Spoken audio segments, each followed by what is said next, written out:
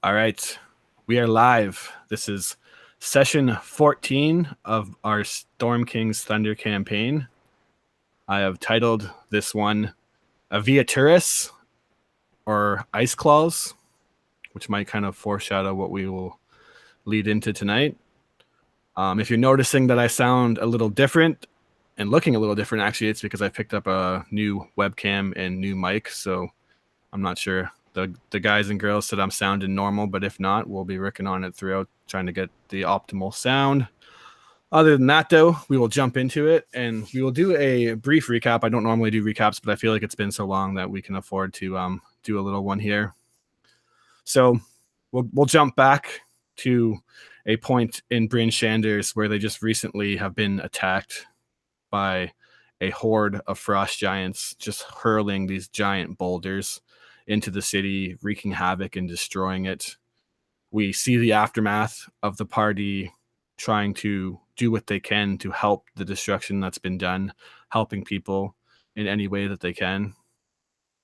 We fast forward even further and have Duvesha, the town speaker, call a meeting. And as these people of the council are sitting around the table with the party, they're discussing like what the best thing to do from here is. And Duvesha and Markham and most of the town people are saying that the city needs to be defended. We need to call for help. We need to just reconsolidate and prepare for a potential another attack. And it's at that point that Belladora stands up and says that she's not going to let this kid, Cyric, sacrifice himself, who is the person that ended the attack on Bryn Sanders, giving himself up, finding that the giants are apparently looking for his father and the ring that his father is currently having. Cyric would not let the city be destroyed any further and sacrificed himself. Belladora stands up in this city meeting and says that she will not stand for that. She's going after him. And it's at that point across the table, Livy stands up and she agrees that she's going. Octavio stands up. He agrees. Sunlit stands up. Sir Beric stands up. Warren gives an agitated nod, which is close enough to standing up. From there, the party equips themselves for a journey through the Icewind Dale Mountains, a very cold and frigid place. And we see this kind of montage of them walking through the scenic white canvas mountains with the icy cold winds blowing against them obviously not being used to this kind of territory, struggling with it at first, but after seeing a couple of sights, they stumble upon a tribe of barbarians mid-fight, frozen solid. And Sir Beric tells them that it's probably the doings of an ancient dragon that claims this area as her own, and that ancient dragon's name is Iceclaws. We fast forward a little bit further and hear the cries of humans, what it sounds like at first, almost kind of like a primordial howling of pain and terror. And Belladora tells the group that it's the cry of a yeti, not someone in danger. And the cry of a yeti is usually a bad omen of things to come. And last but not least, we see, or second last but not least, we see Sunlit watching some crag cats, these almost grizzly bear-like sized tigers that are snow cats, and getting into like kind of this little argument about origins and where people come from with Octavios. And she kind of walks away and watches the crag cats actually hunting and is reminded of home, and kind of comes back and talks to Octavios, and they clear things up.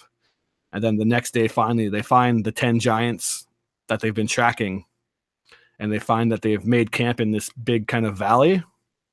And they're talking amongst themselves, trying to figure out how they're going to approach these 10 giants and save Cyric without obviously incurring the wrath of them. They've tried to deal with just 3 giants, and it was a near-death experience. And they're talking about how they potentially need a distraction, and what are they going to do for a distraction? Is Sunlit going to run in all crazy, and then everyone else sneaks in?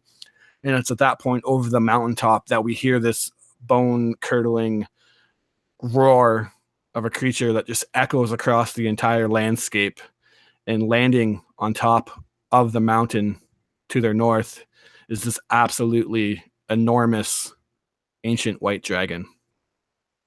And that's where we start the session. So the wind kind of blowing against you guys, you've tried to become accustomed to the cold, but still it just kind of creeps through the furs and coats that you have on. Your boots are wet and frozen.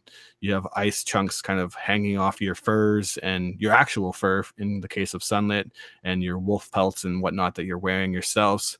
And when you hear this roar, something primal in you, this instinct of like fight or flight, kicks in, and before you all even think about it, you're all ducked down, laying in the snow, scared to death. You feel your hair standing up on end.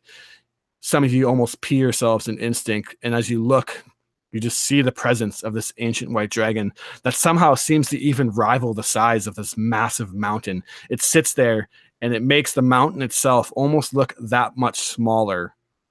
And it sits and looks down as these frost giants themselves have stood up, and they're readying themselves with these giant great axes that they carry and their big shields, and they are looking up at the dragon. And if you remember the scene that we left off on, you kind of found yourself in this little valley where eastward is where you guys, actually I have a map, so I'll just show you guys that. That will help out a bit. But for those who cannot see the map, you're kind of in this valley where you guys are east. The dragon itself is north, sitting on top of this absolutely monstrous mountain looking down. And then towards the south, the valley starts kind of falling down the mountain itself and actually like continuing downwards. And then the giants are smack dab in the middle of that. Now, as you're laying in the snow, trying not to piss yourself just by the mere presence of this terrifying creature, it starts to speak in Draconic. Now, none of you really speak Draconic, but you can see to your left, Belladora is listening, and she seems to understand. And she would kind of whisper to you guys after the dragon has done saying its thing, and she would lean in and whisper, "It appears that Mama Claus up there on the mountain thinks that the big beard and Frosty's stolen her children or something. Although the word that she used wasn't kind of like love and endearment that you'd expect from a mother, but nonetheless, she thinks that the giants have her spawn, and it doesn't really seem like she's here to ask nicely." And then she's listening again as the dragon speaks up. She just said something about, "None of you will live. I will only leave one of you alive to beg for a quick death. And that death will not be provided. Pray to your father God," or something. It sounds terrible. Looks like those giants are in trouble. So there's a distraction. We need to get in and out and hopefully not get crushed. That is a distraction of epic proportions. Indeed. The kind of distraction we honestly needed. Very risky distraction, but I think this might be our better option. Sir Beric speaks up. "I agree that it is a good distraction, but one wrong move and we'll be dead. A creature of that power and just being discovered by the giants, this isn't going to be anything easy. Be on your utmost of caution, and we'll have to move quick and wait for the perfect opportunity." Hey, Chris, can I have the map again? I accidentally X'd out of it. Yeah. Ba-bam. Thank you, sir. Now, Frostneck, actually, you guys recognize him, which is the frost giant that basically took Cyric and was the leader giant that you killed, second in command. He stands up and walks forward. He's actually on the map, the giant in the lead, and he starts speaking in giant himself. Now, I'm just going to kind of say what he's saying because two of you speak giant, or actually three of you counting Belladora, and we'll just assume that you guys are kind of relaying this to the group. But he speaks up towards his giant brother and sister, and he starts to say, "We have lost favor in the Allfather's eyes, but our mighty Jarl Strovad, has not given up hope. He has visions where the other giant kinds see the end of the ordering being the end of giants. He sees a new beginning, a beginning for frost giants to take what is ours. the mantle of kings and queens of all giants and those who are beneath us. This world shall be made anew when we bury it deep under the snow. We shall bring an age of ice and an age of the frost giants. Now I need you brothers and sisters, to stand beside me. In the eyes of the All-Father, let's prove to us that this creature is below us and that all other creatures like it are below the frost giants. And he kind of raises up his axe and he yells out, for the All-Father, for the Jarl. And the other giants kind of raise their axes and cheer, and they ready themselves for battle. Frostneck looks back to the very back, and there's this frost giant that's currently grabbing Sirik, who's kind of like wrapped in these fur pelts, like a little burrito. He's like tied up in their massive giant fur cloaks, and he's tied up in that manner. So he's like this little burrito Sirik, and he says, keep the small folk alive. He is our only hope to the ring. You back up. All of the rest, stand ready for an attack. And they momentarily form this little formation that they currently have. And the one that grabs Sirik kind of puts Sirik on his shoulder and gets ready to start moving backwards. And it's at this moment that the Iceclaws, this big dragon, readies itself. And she's actually going to fly down. And you just hear the power of her wings. Just one powerful flap. And it actually just seems to change the direction of the wind itself momentarily. And she drops down the mountain, which is actually where she was, like hundreds of feet up, and hits the ground. And you just hear this powerful thud, and this plume of white snow kind of mushrooms around her. And that is where we're going to roll initiative. So you guys go ahead and do that. I actually kind of had that covered for myself because there's a bunch of things in the initiative here. So I went ahead and pre-rolled. But when you guys are ready, you tell me what you rolled and we'll go from there. I'm really not interested in doing that. You don't want to roll initiative? You're just going to sit out? I mean, I respect go that. around the mountain. I say we go around the mountain and don't roll initiative. All right. Roll one. So, actually, is it actually just putting the initiative in for you? I see that it put Warren's 16 in. It put your 19 in. Oh my gosh, that's awesome. As you see, I'm not very interested in this. A 6 for Sunlit, who it didn't go in for. And Livy, you rolled an 8, correct? That's right. That's accurate. So what is that white dragon's name again? That white dragon, the only name that you would have known it by, I think, was what the town people kind of call it. And it's called Iceclaws, yes. She has another name, but I don't think she's... Well, I just wanted you to try and pronounce that, that's all. Oh, Arveiaturace. I've practiced it. At least that's what I think it is. I could be dead wrong, but... Yeah, that's about right. Seems about right, right? So... first person that's up, actually, give me a perception check, everyone, really quick, because you guys actually are quite a bit away. You're like 100 feet away from everything, so it's still kind of a long ways. So everyone just really quickly roll a perception check to see how much of the finer details you see. Oh, that's not right.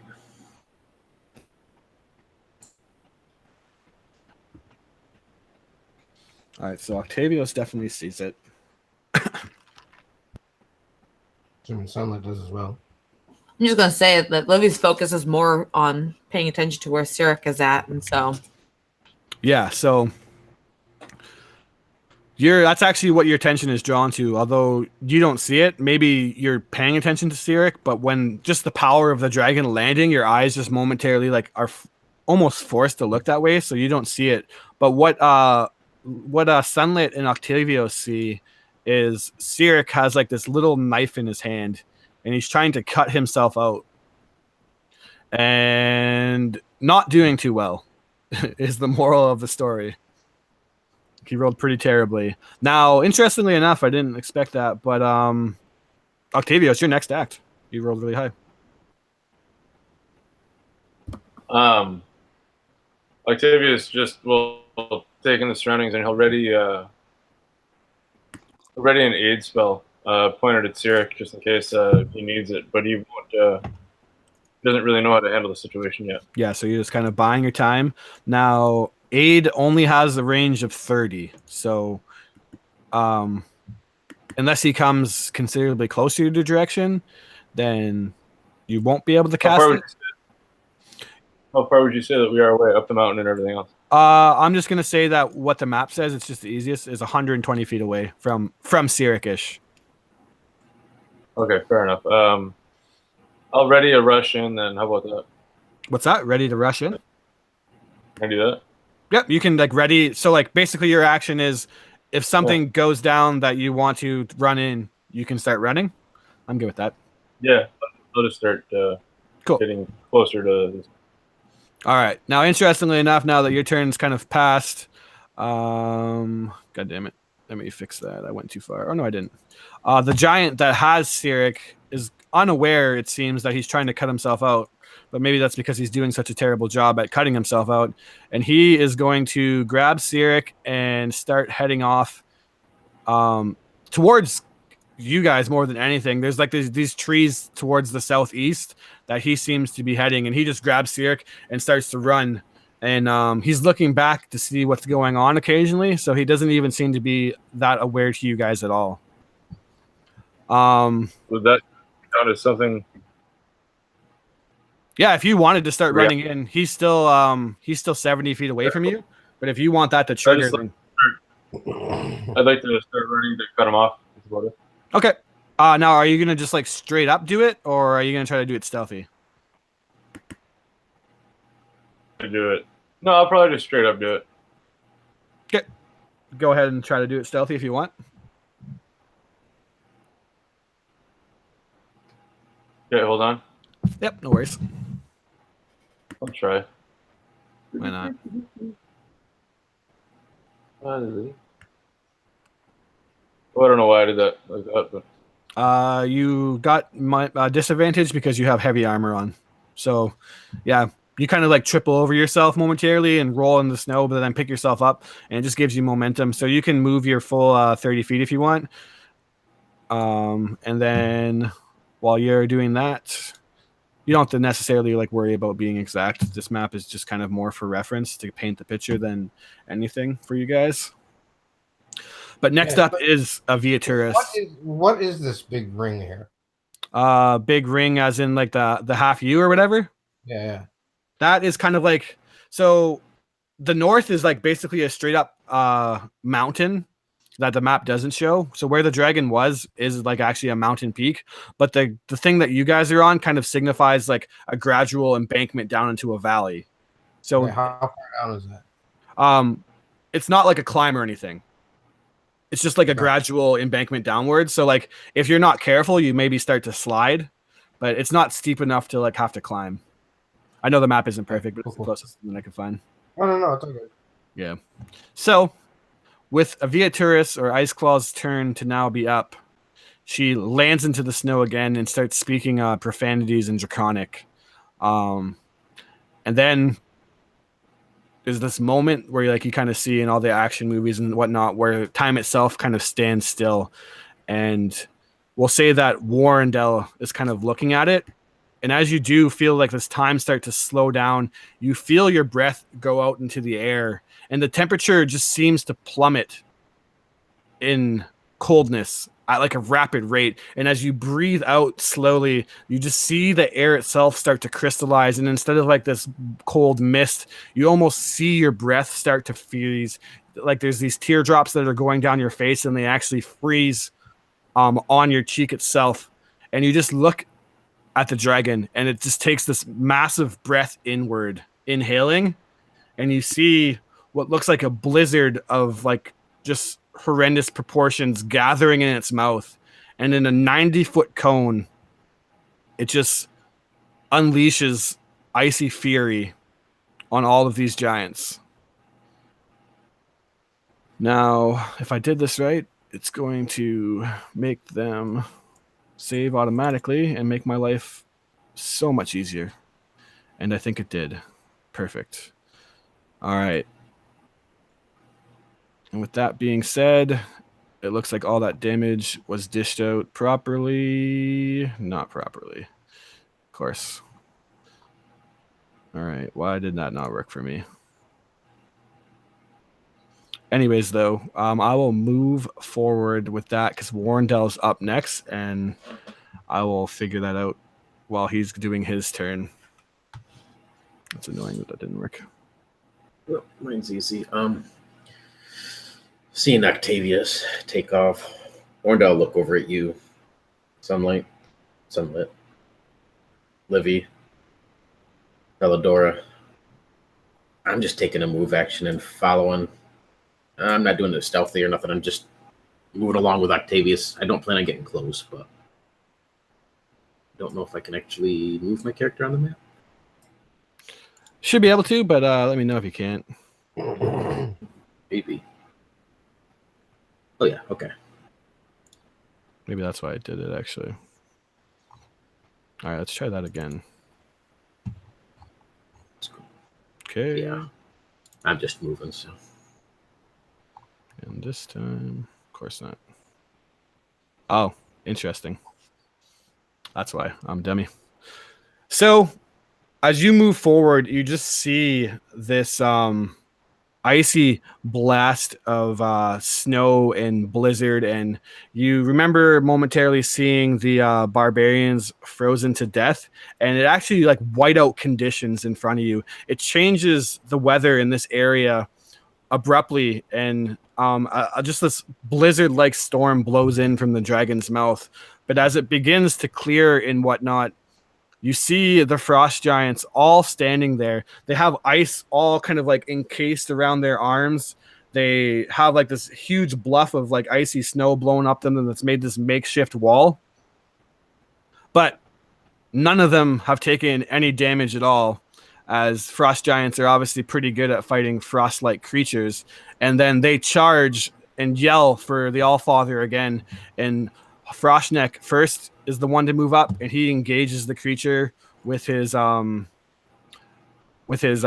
axe that he's carrying, and ends up missing, and swings again and ends up missing again. And a couple of the other giants start to charge in with him and unleash their attacks, which I will handle right now. 16. Where are you at? So those guys are all going to do their thing and try to attack twice. So that's one. That's a hit. A hit. And then another hit. So they just start hacking into this creature, the four of them. And that is a total of a bunch of hits. So I will go ahead and roll that damage up. 1, 2, 3, 4, 5 attacks that go through. And then perfect. Even more frost giants are up.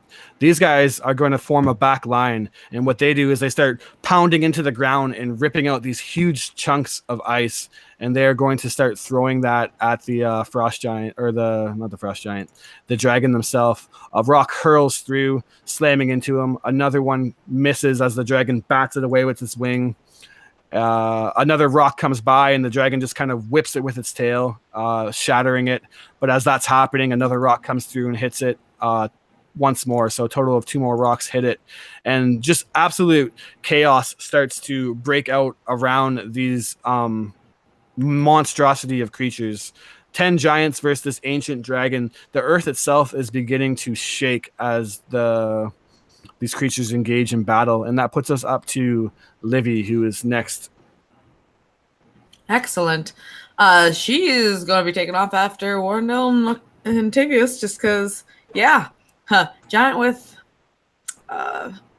Cirque. So, Yeah. she's not going to be able to get close enough. Is she having any penalties in movement through the snow? Not in this current area, so you can do your full dash without any restrictions. I think I'm gonna go here. I guess she. Yeah, she's moving though. She is getting her crossbow ready, but she doesn't want to go too far ahead because those giants are really tough. But she is getting ready. Hand crossbow in one hand, And of course, her sword at her side and ready to draw if she needs to. But she'll have a prepared attack when if the frost giant comes in, gets closer, I suppose. Like Yeah. And what you guys do see is that he's heading in your direction. The area that it's like where these trees are. If he gets closer to these trees, because what she's worried about is trying to make any movement and drawing the other giant's attention. Yeah. So the 9 giants that are fighting the dragon definitely seem pretty intent on that, and also the giant running in your direction. It also has his head kind of looking back, and he's watching to see how everyone's doing. And he lets out like a proud cry when the dragon's breath goes off, and everyone's completely unfazed by it. So no one seems to really be that matter. Belladora has her giant crossbow ready, and she kind of moves up and will ready herself beside Octavios, which puts Sunlit up next.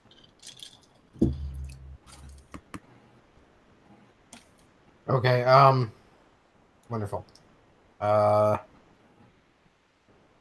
to look at one thing. What I thought it was. Actually. Oh.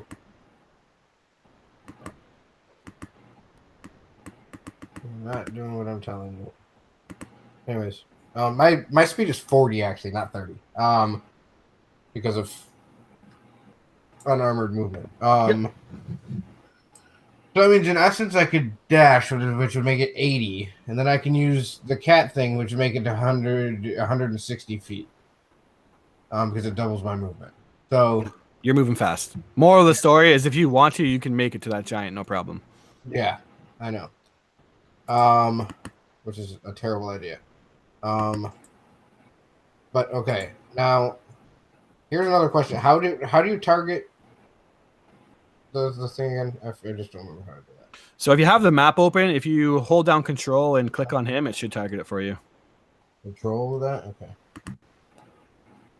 Cool. Yep, you got him. That's what. Yep. Right. Yeah. So actually, I could do that. Just a dash.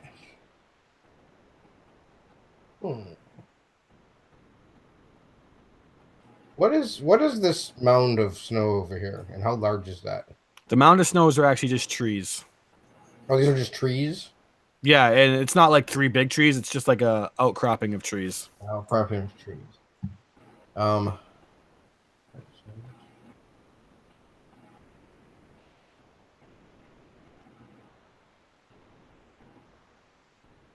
It's 100 feet away. They're 100 feet away from this outcropping of trees. I'm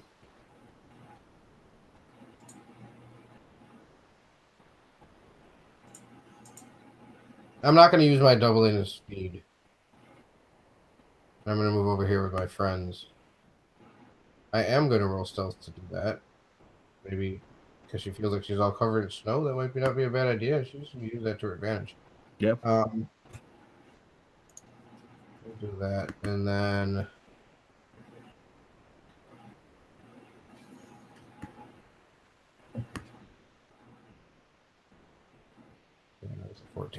So yeah, you kind of hurt yourself, and with the chaos of the battle going on, it doesn't really seem like anyone is necessarily expecting that 6 people who are like insect sized in comparison to these things are sneaking up on them. So they don't seem to be paying attention at all. With that being the end of your turn, I'm assuming. Yeah, because I dashed to get. Gotcha.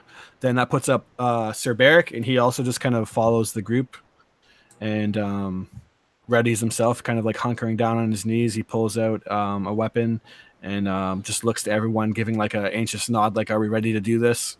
And it goes back to the top of the initiative where Sirik again is going to try to break himself out, and now being considerably closer, you guys can all just kind of watch him do this now with your attention completely focused. And again, he blumbles this time, and you actually see the knife kind of fall out of his hand into the snow. And just a panic, defeated look on his face. Octavios, you're up next. The giant from you is still about probably like 40, 60 feet away. Yeah, it's just 65. Yeah. Does he... Sorry, say again, Dan? Has he seen us? No, he like I said, like he's heading in your direction, but his attention is focused on the fight. How deep is the snow here? Okay, so Octavius, Snow is what's that like question for? knee high, but go ahead, Dan. Is it powdery like? And I'm sorry, I'm not trying to get too technical. Yeah, it's definitely kind of like loose-ish. Yeah, okay, cool. Go ahead, Dan. Okay, Octavius is just gonna duck behind and try to hide a little bit himself, and then he's gonna dig a snowball out of the ground, and he's gonna hold it in his hands, and he's gonna start casting. He's gonna start chanting a little bit over the snowball, and he's gonna ready an action to throw the snowball at the giant when it comes into range. Perfect. And you're casting a spell on it. Yeah, What is the spell? on it. Say again, sorry. Basically, gonna try to casting light on the Okay. snowball, so that Gotcha. when the snowball falls, I'm gonna try to blind him. Yeah, Cool. that's a good idea. Cool. I like that. All right. Then on his turn, he is going to continue forward, and he just basically runs past you guys almost, but into the trees. Being far enough away now, you can let your spell go off if you want. But he's gonna what you see him doing is he kind of throws Sirik into the snow, who you just see kind of poof through it and disappear, because Sirik's a pretty short human being, and he's still just like a kid of like 18 or whatever. So he kind of sinks down in the snow, and you see him disappear in this like little poof of snow.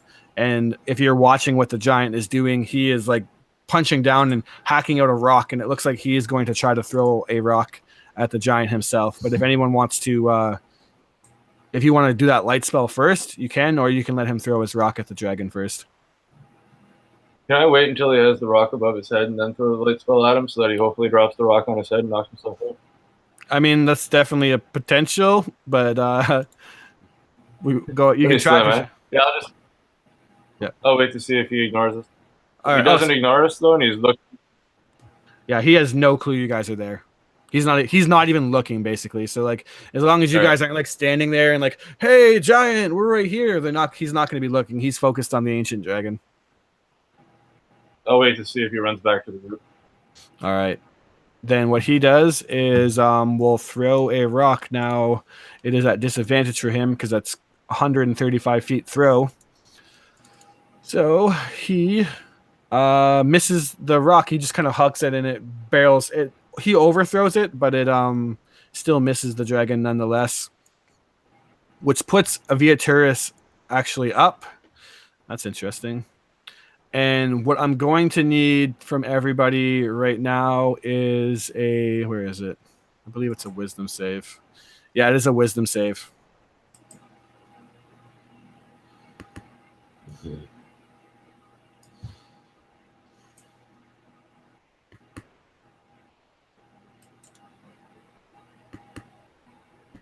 Well, I don't think I passed. The DC you're looking for on this wisdom save is over 16 or over. I was halfway there. So Warrendell and Sunlit failed, and let me actually roll your two NPCs just to see if they. You said I needed more than 16. Oh. I got. Yeah, sorry, I meant Warrendell and Olivia. So we got Belladora passing, and then next up is Cerberic to see if he passes also, and he does not. So the dragon lets out this absolutely terrifying roar, and like I said again, it's this kind of almost primordial or like primal thing, this fight or flight. Like, you know that this creature is just a terrifying beast of destruction. And those who rolled less than a 16, so Sunlit, Cerberic, and Warren, are going to get the frightened effect. And I will try to give that to you guys right now. So let me see if that actually works. Yeah. I take it. We only rolled. What's that? Sorry? I only rolled a 12, so I'll take the damage too. Oh, yeah. No damage, just an effect. So you're just frightened by the creature. Now, what that means is that while he's in front of you, or while you can see it, your attacks are at disadvantage, and you can't move towards it. Right, against it, you can. It's not disadvantage against anything else. Yeah. Octavius and Cerberic. And then it will do its attacks. So Froshnik up in front of him. It is going to clear that and target Froshnik. Sorry about this. So first thing it does is a claw attack. Easily hitting, and then it will go again with a tail, and then finish up with a bite attack. All 3 hit on Froshnik, just dealing like this absolutely terrifying and tremendous amount of damage to him. It bites into him and like picks him up. This giant creature that is like 3 times the size of you picks him up off the ground with its mouth and slams him back in, stabs its claws right into his chest. You see it sink through the armor that he's wearing and rip. And then as the giant tries to get up again, she slams the tail over top of him, pounding him into the ground that much more. That puts Warrendale up next. Does Frustrate one there that had Cyric, is he moving back or is he staying where he's at? Say again, sorry? Is that Frustrate that had Cyric running? Did he just throw Cyric aside and is running back, or is he staying right where he is? He seems to be on Cyric duty, basically. Okay. He's watching him to make sure. That's like their key to the ring that they're searching for, so he's not going to let him go. Okay. In that case, in that big mound is a tree, so Warren's back behind you guys by what, about 10, 15 feet. He's just going to make a beeline towards the tree over here on the side. I'm just going to do a standard move, but I'm going to ready an action. If this giant attacks any of my friends there, I'm going to do a spell. But otherwise, I'm just taking cover behind this tree. Okay, sounds good. But you see this look of worry kind of cross his face when he glances at this huge dragon. All right, I moved. So yeah, I'm just moving out of the way and ready in an action. All right, so what I have to do now is a bunch of rolls for the giants attacking. But instead of making you guys just sit there and do that, Livy, you can say what you want to do since they're next after them. All right. Yeah, Livy all shooken up with that incredible roar and just kind of a bummer. I'm going to have her kind of position herself just a little more over that way so she can just, I don't know. The idea is that she's kind of between that one giant and the other giants, and who's like, good, they're focusing on that. She's going to just hopefully make him keep running that way as she attempts to let off a crossbow attack. Blech. She's going to shoot at him. There we go. If I can find the thing that I need to drag over to roll. And that'll do the disadvantage right there. Does a 12 hit? A 12 does not hit one of these guys. They're too big. Oh, she's focusing on the one closest to her with Cyric. All right. Yeah. I don't think she has an extra attack, so perfect. With that, then you kind of let out a bolt, and it just actually like hits the giant's armor, and he's just like hitting down and like getting ready to throw another rock. And you can see that he wants to go help his people out, but he looks back at the at Cyric and just gives this like annoyed kind of grunt. And then all of a sudden you just hear like a little ting, and this arrow kind of hits off of his shoulders, and he's like in the ground, kind of picking up the snow. He just looks up and looks at you. This cold air kind of blows out of his mouth, and he locks eyes on you. Belladora stands up beside you, readying her crossbow. She kind of yells out, "It looks like he sees us!" And then you don't say. She kind of laughs, and then she will shoot her crossbow at the giant. So let me do that. Where are you? Will this work for me? Of course not. How about now? No. Okay. I'll do it the hard way then. Ba-bum-bum-bum. And let's just roll it like that, because that's the easiest way. And she misses also. He sees the arrow coming this time, and he lifts up his shield and bats it out of the way. That puts Sunlit up next. The giant now is looking at you guys, kind of approaching. All right, I am going to move toward these trees where Warren is. Get right into the tree line. Yep. But I'm not just going to move there. I'm actually, the reason I asked you what the snow is like, she's going to kind of come a little more primal, and kind of just like bend down into the snow hoping that she can use that as a little bit of like cover as the frost giant is hopefully not paying as much attention to her. Yeah, go ahead. Roll that stealth up to see if it doesn't notice you. Can I help by throwing the light to see if I can take its distraction? Yeah, go ahead and do that actually. And that's a save for him. Yeah. Hit that light spell. See what happens first. So that's a dexterity save or a wisdom save. Do you have it up in front of you? Can't remember.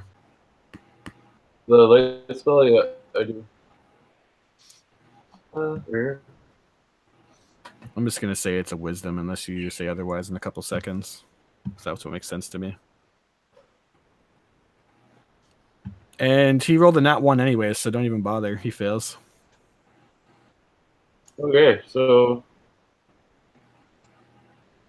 So yeah, you just wind up and you throw this snowball at him, and as he's looking, the snowball just kind of hits him square in the face, and then this bright light kind of just explodes up in his face, and he's just trying to wipe it away from his eyes. And as he does, you can see he has his arms out with his axe and the shield in one hand. He actually drops the shield on the ground and is just kind of like swinging his axe, completely blinded. So go ahead and make the stealth roll at advantage. Okay. I don't want to roll spells because I took but that's right.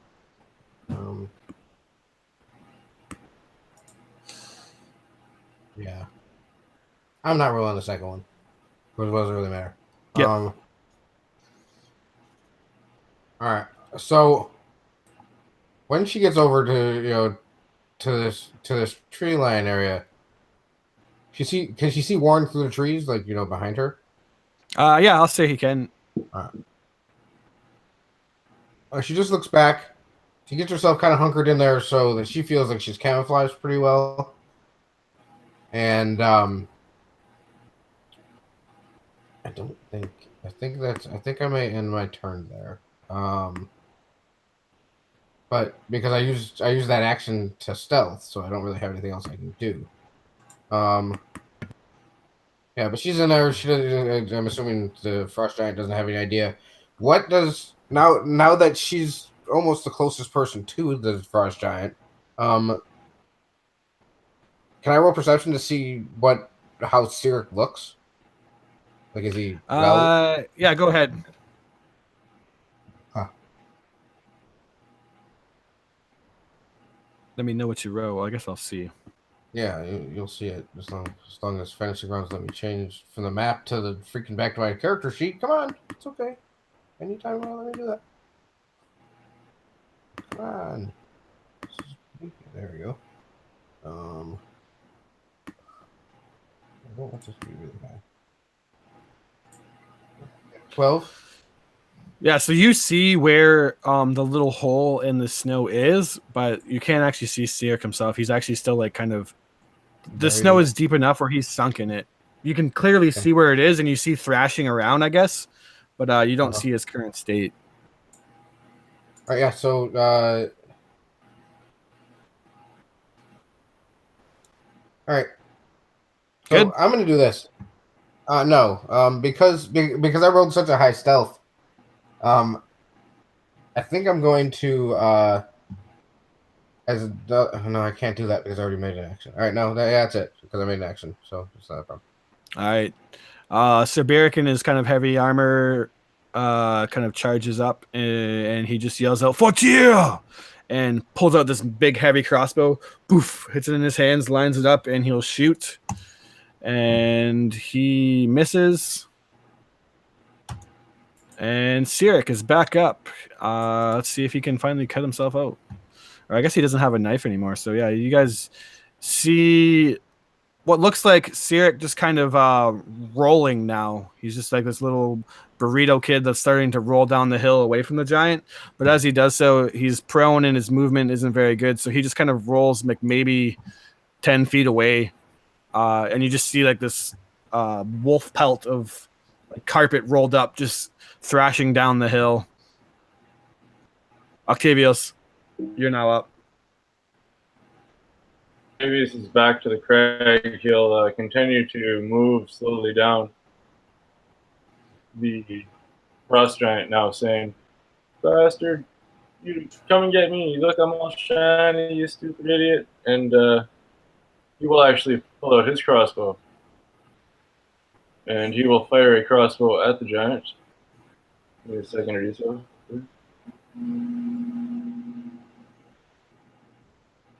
There it is.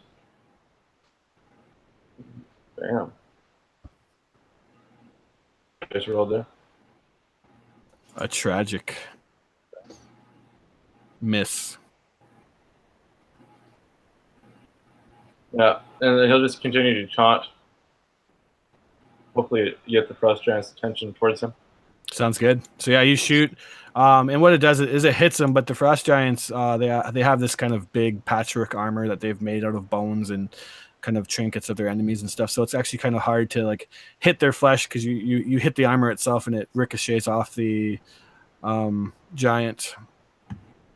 That puts him actually up next, and he just kind of with his shield still in the snow, just sitting there. Just kind of grabs his axe, two-hands it, and just and starts to run towards you, and will swing at you, Octavius. So good luck with that. He's still at disadvantage, but not like completely blinded. Okay. And so mark that as disadvantage. Luckily for you, the first one misses, and he winds up again and will swing again at disadvantage. You just kind of roll out to the side. The ice hits the snow, and you hear it sinking into the frozen ground. He pulls it out with ease and swings again, this time missing even further. And it's at this point that he wipes his eyes now, and the light kind of effect is over, and he just deadlock looks you in the face and just lets out an annoyed like grunt. This puts up the turn of the dragon versus giant fight. And again, let's just go Warrendell while Arveiaturace is doing her turn. And then we'll jump over to Livy, and I'm just going to try to bookkeep. And then once you two take your turn, I'll describe what's going on over there. All right. How far away? I'm 65. Okay. Are you hidden somewhat? Yes. I am definitely. Yeah, I'm stealthed in the trees. You would notice Warren on the other side of this tree, the snow gathering up around his feet a little bit. I'm just going to do a firebolt at the moment. Sounds good. Do I have disadvantage on him, or is it just disadvantage if I attacked the dragon? You have the fear effect on you, so Fantasy Grounds will just do it appropriately. Okay. Let's see if this works then. I should have updated everything too from when I leveled up, so it's extra damage, but let's see if it works.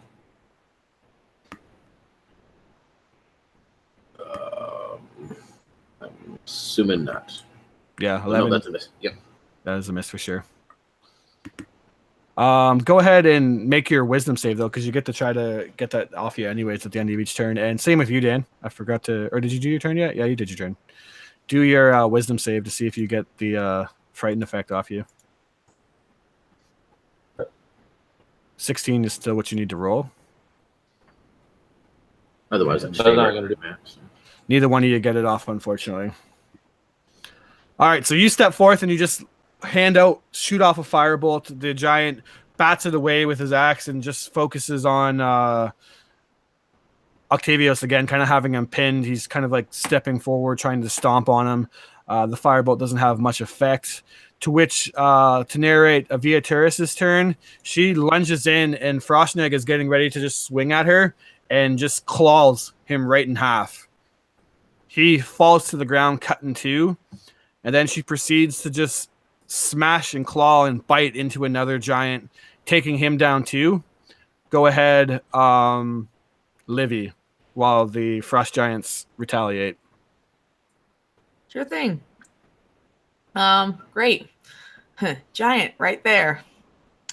Oh,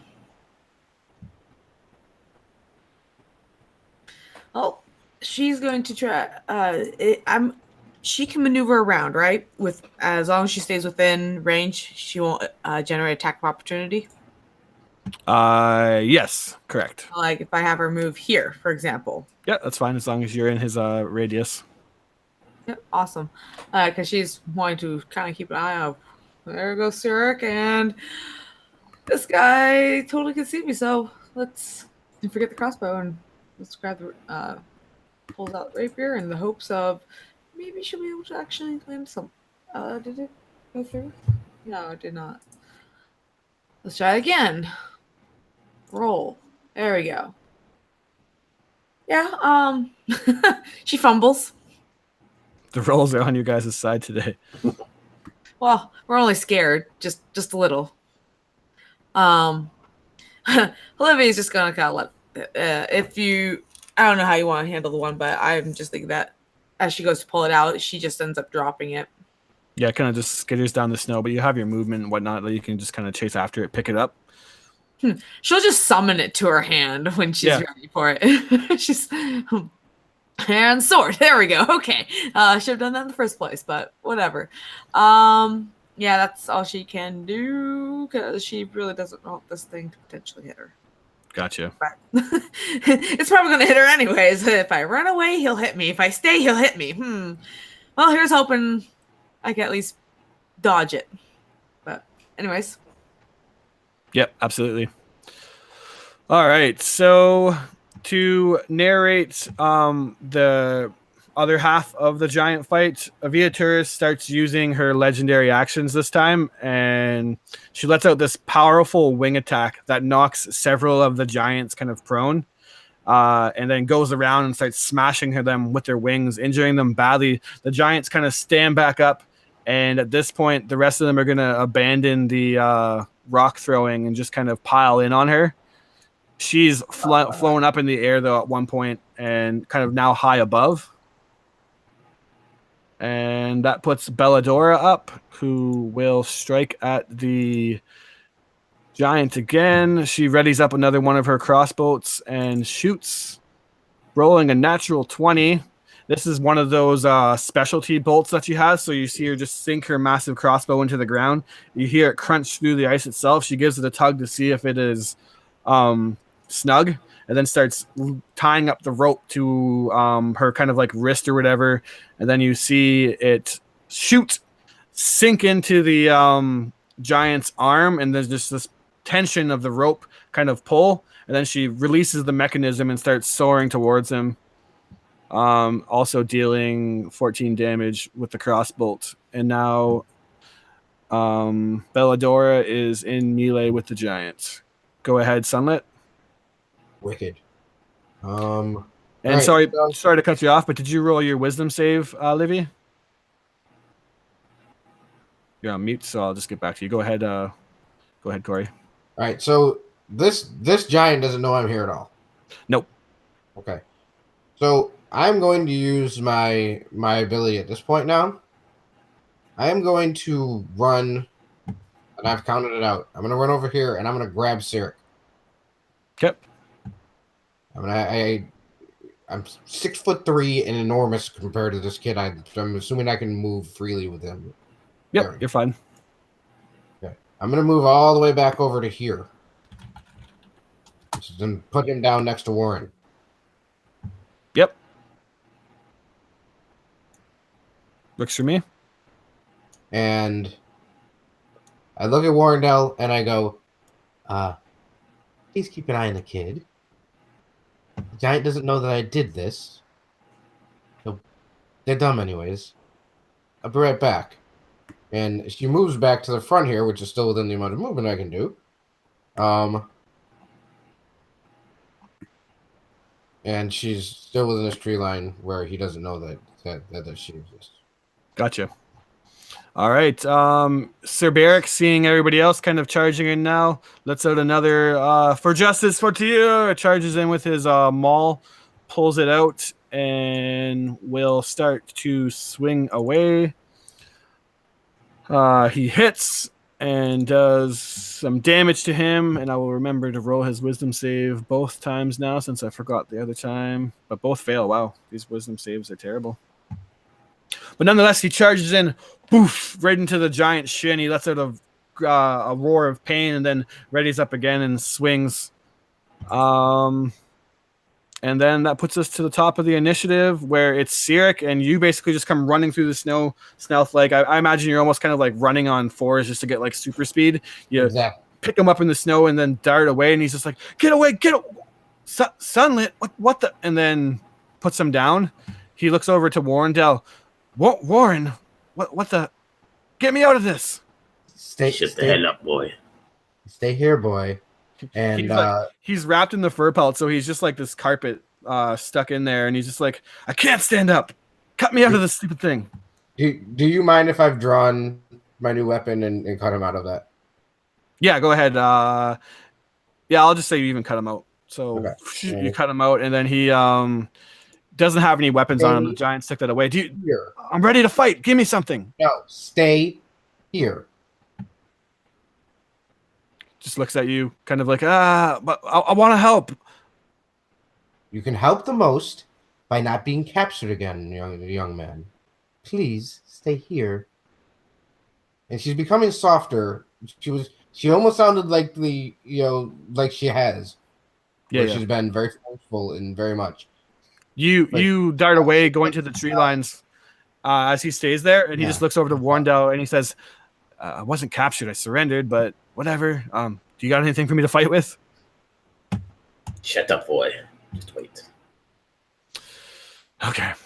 And then Octavius, you're now up. Again, in the hopes of distracting the giant. I want to do this. He'll take 2 steps, or he'll move 10 feet to the right, his left, actually. Thunderwave. Or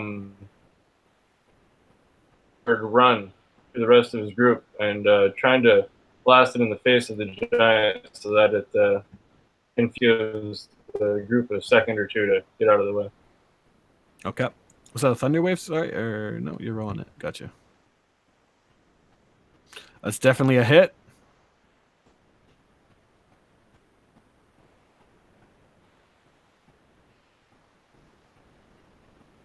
Don't overdo it. Nice. Wait, why did it roll for a thunder wave? I'm so confused. Oh wait, it made this giant roll. I got it. Okay, yeah. So that just did it all automatically. Perfect. So yeah, it's it doesn't knock him prone, but this loud boom of thunder kind of explodes out and momentarily pushes the giant back. He sinks his axe into the snow to not get pushed down or anything, and then readies himself for a fight.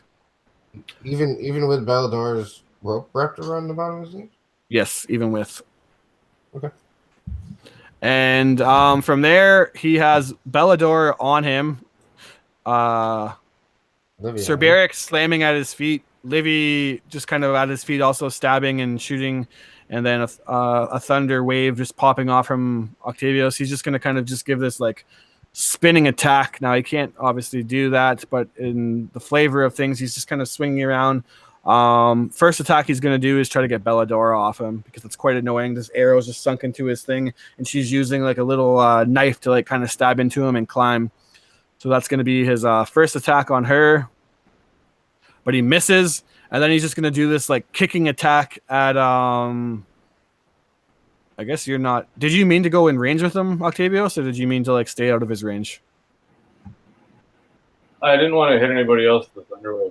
Yeah, I got you. Okay, so then he's not. You're technically not in range with him, so he's not gonna go out to break an opportunity attack. So he is going to swing instead at Sir Beric. And wow, my rolls are impressive. I rolled a 3 and a 1. Luckily for you guys. Next up is the dragon, who is going to let out another flurry of attacks and whatnot. And it's at this moment, as the fighting is going on, that you hear something that pierces through the fighting itself. And you see that momentarily everyone stops fighting. Even the dragon momentarily kind of stops as it's in the air flying around doing these dive bomb attacks. And what you hear is the sound of what sounds like almost a human like howling in pain or something like that, crying out for help. And then another and another and another, and all of a sudden you just hear like a group of people just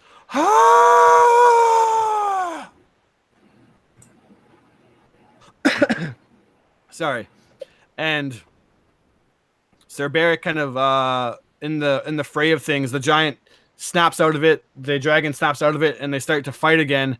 And you hear Sir Barrick call out, "It's a cry of a yeti. That's a bad omen."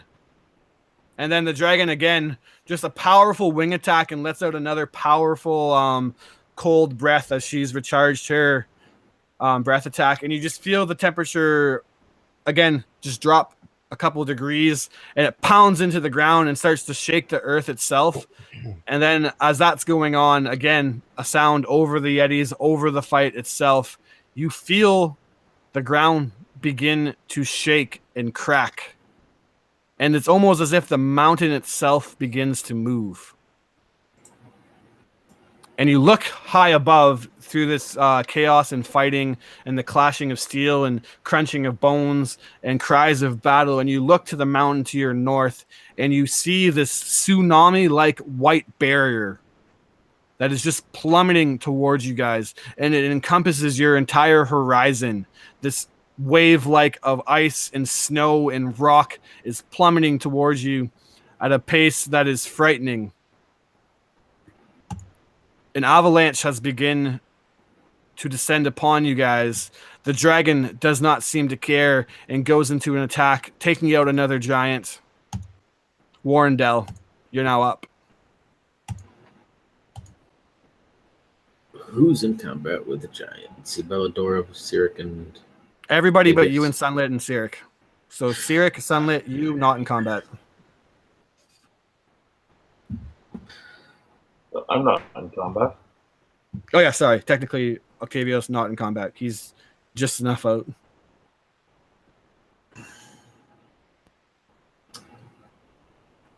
Decisions. No. I'll just do the same thing in this case. Yeah, I'm gonna stay back there, stay hidden. You notice, Sonny, that he looks a bit visibly shaken at all this that's going on. I'll make sure Cyric's all right and just let it loose a firebolt as I back up a little bit. So, let's see. Firebolt. Yeah, that would actually hit. You got it. Go ahead and do some damage. Yay!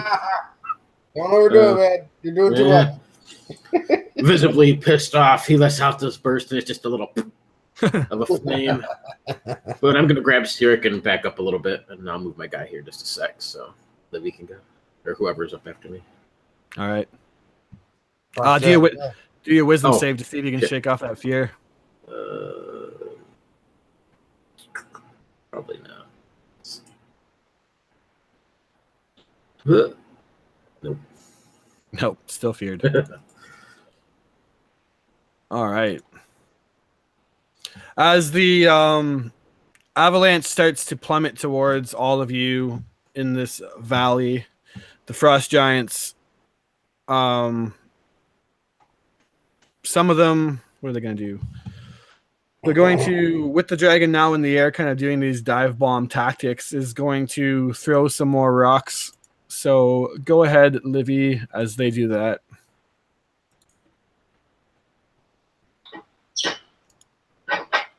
Alrighty. Yes. Well, why not? We're gonna summon back sword in the hand and hope for a better outcome. Hey, would you look at that? She's able to shake the fear just a little bit this time with a 21 to hit. Nice. You do better than my damage.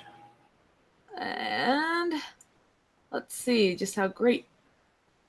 Why is it Erg? Yeah, but why is she? Is she on the dragon? What's up? Oh no, you're fighting against the dragon. Sorry. Yeah. There we go. All right, got 9 points of piercing damage. Head that way. Nice. You sink it into the giant, who, in the grand scheme of things, is not really phased by your guys' attacks. You remember how like strong and how much constitution these guys have in terms of fighting against you. So he doesn't seem that bothered. But what you do see going on is the giants start to huck these big rocks, and one slams into the dragon and kind of momentarily knocks him out of flight, and it picks up its wing. But as it thrusts its wing again, it's hit by another rock, and this time it's sent down, barreling into the snow. You hear boof, boof, boof. It just kind of grinds through the snow. A couple more frost giants charge at it and start just hacking into it over and over and over again until the snow is just a bloody mess. As surprisingly enough, I didn't actually think that would happen, but these giants managed to take down Iceclaws and chop her into tiny little dragon pieces. So at that point that they look up, and with the rest of their movement, they start running southwards away from the avalanche. The giant, or I guess next up is Belladora, who is on top of the giant. She's going to give a quick stab and miss, but I'm going to say she's at advantage because she's actually using her stuff. But both attack misses. And as Sunlit is up next, she yells out, "Guys, this looks really bad. We got to go." Yeah, you took the words right out of my mouth. Time to move. It's there's a lot more snow coming. Fast. And give me an insight, Sunlit. Actually, everybody give me an insight.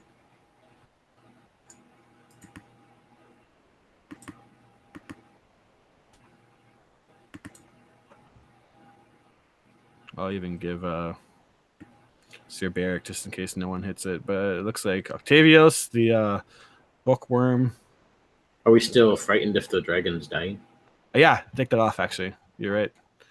So I'll I don't move think that. it matters. Oh, yeah, I dropped a 16 on that one. Yeah, that's strange.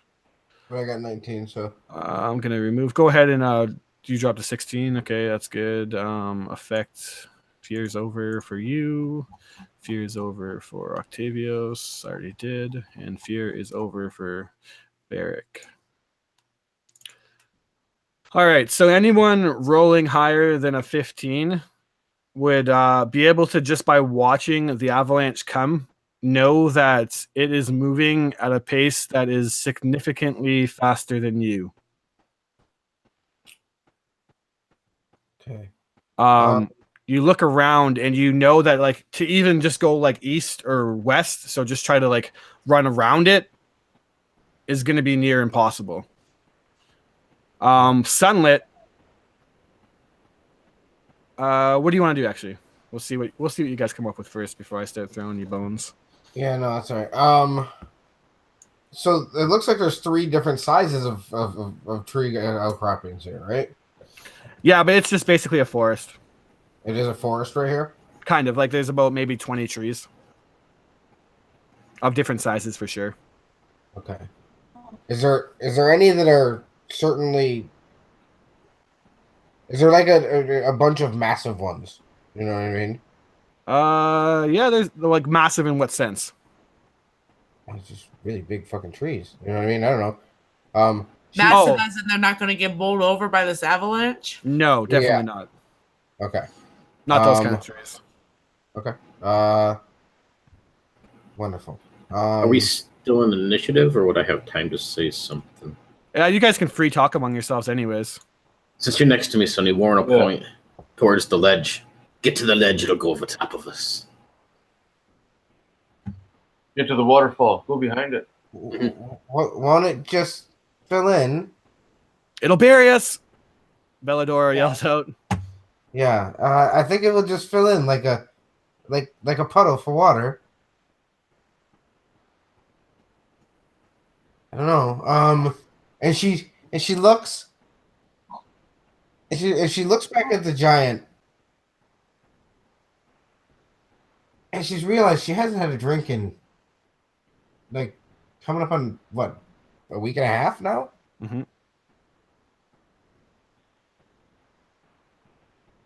And she looks back at Warren one more time, and her eyes do something you've never seen before. And she just they kind of cat slit, but the whole area around them kind of glows slightly.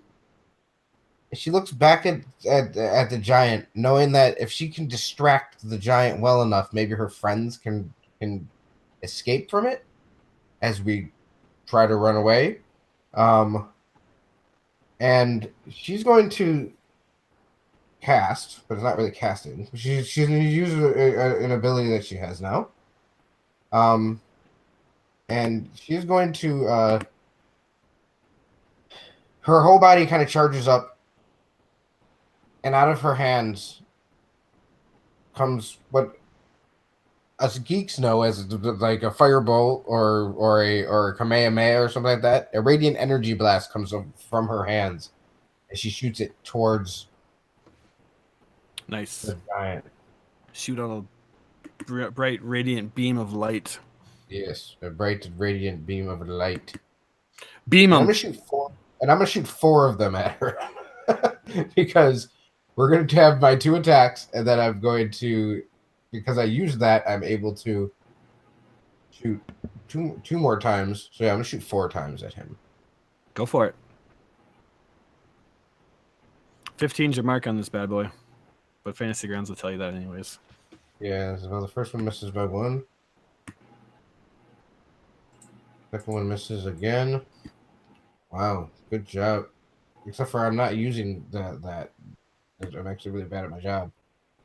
It's your first time. So I using think it. 13 and 11. And that is correct. Wow. All right, well, the last one hits him. There you go. You just kind of boof, boof, boof, boof, boof. Start shooting off these beams of light. 7 One damage. manages to get through for 7 damage. Nice. And then she shouts out to her friends and goes, "We're not going to be able to outrun it, but we have to try." And I can't use my double movement speed because I have to not move at all for a turn to be able to get that back. Yep. So she just kind of braces herself, and she is going to move very quickly next turn. When looking at the avalanche coming, just looking at, do we have an idea of like how many rounds it's going to be on us? The answer to that is very incredibly soon. Maybe 30 seconds? A minute? Trying to think in terms of give me a, what would that be? Survival, I guess. Perception, investigation, one of those. Let's see. Survival, perception, investigation. Well, doesn't really matter which one I choose. They're all the same. But you're good at it nonetheless. But yeah. Time-wise, I'm not really sure what it balances out to, but basically two rounds at most before you guys are pretty screwed. I was just like, I have an idea. Stick close. I can melt us out if we get stuck. All right. So like she'll just say that. She starts just kind of running, but trying to stay with people. And I think her other first priority is like, where did Sarah go? Yeah, you look back and see Warrendale, and then Sirik is standing beside Warrendale. Warrendale blasting off fireballs. You see Sirik has his hands kind of on his head, and he's like, "Oh no, what are we gonna do? What are we gonna do?" Barrick is going to look at you guys and like, do we stay or do we fight? Or do we run? I say run like through the trees because maybe that'll help break some of that initial force. Right. All right. With that, he kind of disengages and starts bolting off. Sirik is kind of like, what are we gonna do? What are we gonna do? What are we gonna? And then he kind of has like this light bulb moment.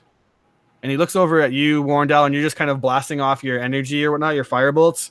And he just kind of comes up to you and just like, Mr. Warndell, I know you told me to shut up and to just stay here, but I think I have an idea. What is it? It's crazy and it's stupid, but and then As expected.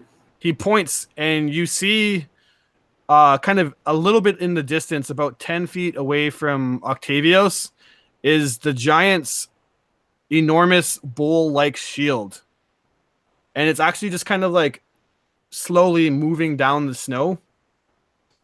And he looks at you, and I don't know why, but when I seen that thing, it reminded me of when I was a kid. We used to toboggan down the hills in Bryn Shanders. Maybe with enough of force from your beams or something, you can shoot us down the hill. I could do that. It's not a terrible idea, kid. And with that, he says, "Can I do something now?" Hey up. And he starts to run with you that way towards the thing. And as he runs, runs out of the snow and kind of he's able to make it towards where Sunlit is. And then I imagine you're like shooting off these beams of radiant energy, and you just see this kid coming that you told him to stay still. Yeah. He's like, I'm sorry, but I got an idea. Mr. Octavios. And then he yells out, the shield. Get the shield. And then that ends his movement. Octavios, you're up. And on mute.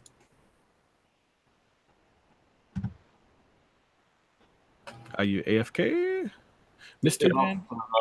Yeah. Okay, so basically what I'm going to do, again, for the last time, to distract said giant, I'm going to cast Spiritual Weapon on him, so that he's battling something, hopefully. Yep.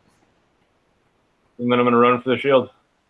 Got it. Why is that rolling you at disadvantage now? Spiritual Weapon. That makes no sense. Oh, it's for some reason it says you're still frightened. Here, roll that again, because it for some reason rolled you at disadvantage. Or actually, 12 plus 6, that's a hit. It made you drop a 12, or no. Go ahead and roll it again. There you go. That's a hit. And go ahead and do your damage to him.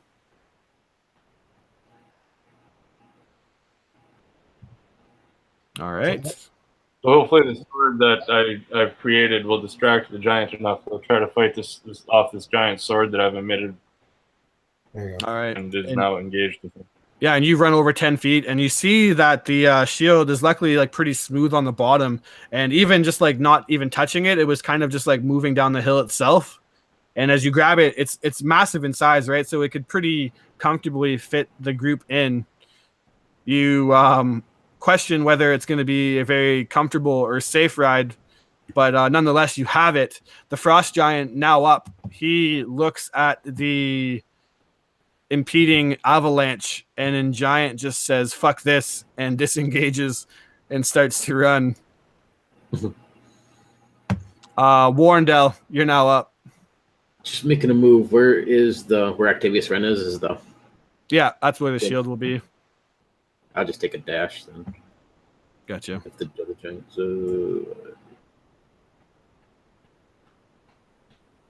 oh yeah, I can basically make it right there. Gotcha. All right. All frost giants are now just full on sprinting away as quick as they can. Giants move pretty quick, but you see that they're quickly going to get left behind probably. That puts Livy up. You look back and you see, you're like, everyone gather around me, and everyone seems to be running in Octavius' direction, who has this big shield. It's like bowl shape in size and kind of smooth on the back, has like these obviously reinforcements by iron and whatnot, and is made by some kind of I imagine bone actually is what the frost giants would use. Ah, a sled, eh? Guess we can ride this out, or shrugs like, she will be ready to jump if she needs to jump, but she's focusing on either running on towards the other side of the trees, just in the hopes that they'll take the brunt of the force, or hopping on maybe the shield, or just she's going to stick with people just so that way, if they do end up buried, that she's able to hopefully get to everyone more easily. All right. When the giant starts running away, Belladora kind of like flips off and lands into the snow. She's looking around and just like, what's the plan, guys? What's the plan? And then sees Octavius with the shield and everyone running to it and just like, no, that can't possibly be the plan. Is that seriously the plan? It's the plan. Get in the damn shield. And then Sunlit, you're up. Barrick's up. All right. So I would like Barrick to cheat the rules just slightly and get in front of me. Is that fine? Sure. Okay. So I pick up the kid again and run towards the shield. Okay. That's gonna use like 10 feet of movement. Yeah. Then I want to use my double movement to start pushing us down the hill. Okay. Like a fucking bobsled. Got you. Perfect. You have Octavius with you, who technically hasn't used all of his movement yet. So I can say, Octavius, if you want, you guys can kind of like do it together. And this is going to be an athletics check. You guys can do it at advantage. Yeah, and that's so. Okay, that's cool. Because like I said, I want to try to use. I'm gonna use that cat ability again. And I am going to be pushing like a fucking mad woman. All right, so athletics. Yep. Right. Is there any way I can use acro instead? Nope. Come on, don't screw me. All right. Oh wait, no, you said that was advantage, right? Correct. Roll again. No, that would be great.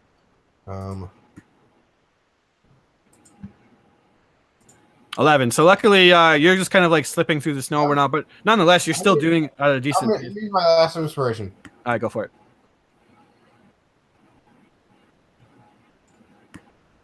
Come on, don't you mother. It's one better. That is a significant improvement through all three rolls. Yeah. Nonetheless, though, that's like not terrible. 12 isn't terrible. You're not getting off to the rocketing start that you may have wanted to. And it comes at that point where Octavius' movement runs out first. So Octavius, you have to jump on if you're jumping on, which I'm assuming that you would do. On. You jump on. That puts Warrendell and Livy, who are kind of off to the side, like questioning or trying to get to it and deciding whether they want to jump on or not. But I'll say that it comes close enough to you that if you guys are jumping on, you can jump on. Awesome. Yeah, of course. So you guys do so. All right. And then your movement finally gives out everything that you have, Sunlit, to push this thing. And you just got to do the jump, which I'm assuming that you would do. Absolutely. And you start to toboggan down this hill on a giant's shield. And it's off to a much slower start with that athletics check that than you guys would want. You look back now, and with that one round behind, you see that the avalanche is completely one round behind you. I'm going to put that back to round one. And what's going to happen now is a skill challenge, but this is going to be a little bit different than the normal skill challenges I do. I'm going to be actually throwing actual obstacles at you guys, and as a group, you're all going to have to decide who overcomes it. It's going to be broken into 3 rounds, and a different person has to overcome the obstacle using a skill or an ability and then rolling high enough. And once, depending on how well you guys do between the 3 rounds, depends on how well this journey goes. So the very first thing that quickly and apparently becomes a problem is that this is working. It's working. You're starting to toboggan down, but you're not nearly going fast enough.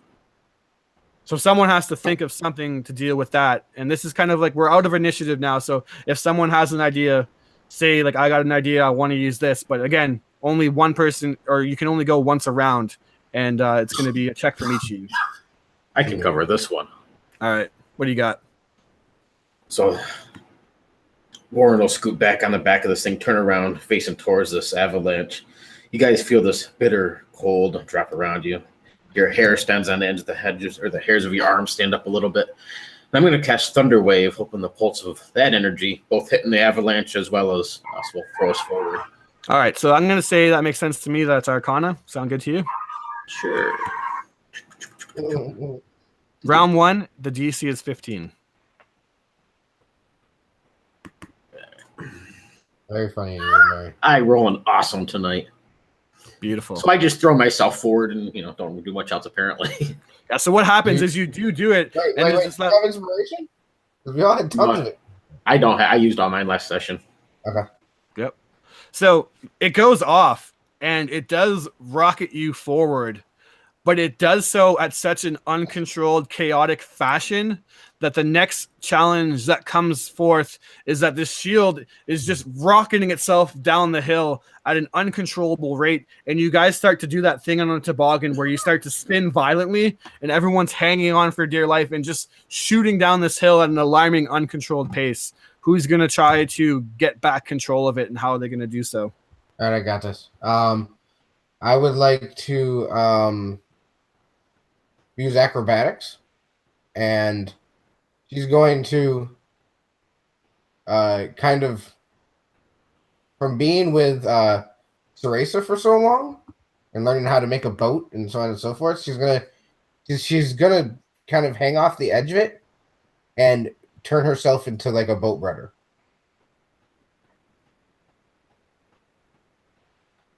Does that make any sense at all? Sounds more like a strength check there because it's versus acrobatics. Because I ask you.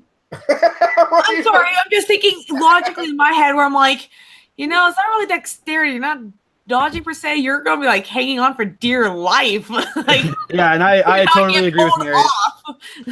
I was gonna sorry. say the same thing. That definitely doesn't sound like acrobatics to me. Yeah, I was trying. I give you A for effort. Yeah, no. Then I'm gonna roll, and this is gonna go badly. 2 fails. So I like the way that this skill challenge is off. Yeah, this is great. And don't worry, as the rounds go on, the DCs get harder. So just because you're failing the first round doesn't mean you should give up hope yet. But nonetheless, you dig your ground into the ground and instantly you just feel like a snap as you do so. You're spinning at such a terrible pace that it almost like breaks your arm and you pull your arm back. It did literally nothing at all. But as you're spinning and spinning and spinning, you slowly start to balance yourself out and you're just kind of rocking. And then the thing that you see before you, and I'm actually just going to I won't throw it at somebody. I'll let you guys decide. But as you look and you guys dizzy and you're looking around, rocketing down this mountain, you see before you this massive kind of treed area. And there's all these trees in front of you and branches, and it's kind of like a thick foresty area. And now someone's going to need to do something to kind of navigate through that. It leaves Livy and Octavios. Scraping for ideas in my head.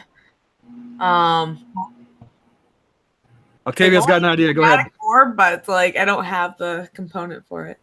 Yeah, go ahead, Octavius. You got an idea. Can I go back to one of the previous challenges? Nope. You got this one before you. Okay. I'm going to grab out my mighty warhammer, and I'm going to throw myself to one of the edges of the shield. Off to the edge of the shield, I'll be throwing Livy the sealed wax from my bag. Okay. So that she could hopefully spread it on the shield to make it go faster. And I will warhammer underneath my armpit as I throw the massive mallet part of it over the edge and use that as a form of steering to be able to hopefully get us at least straight so that we can clear our heads to get out of the way of the trees. All right, so what skill are you going to use? I use insight for being really cool. All right, you're going to use your insight to kind of navigate through this. So just off of gut feeling, I guess, you're going to you jam it in and it basically forms like this makeshift rudder, but it has very little control whatsoever. So you're going to have to kind of rely on your gut feeling more than anything. So let's see if you can pull through.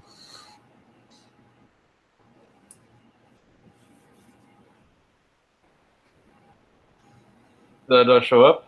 Nope, I don't see it. Wait, I'll roll it again.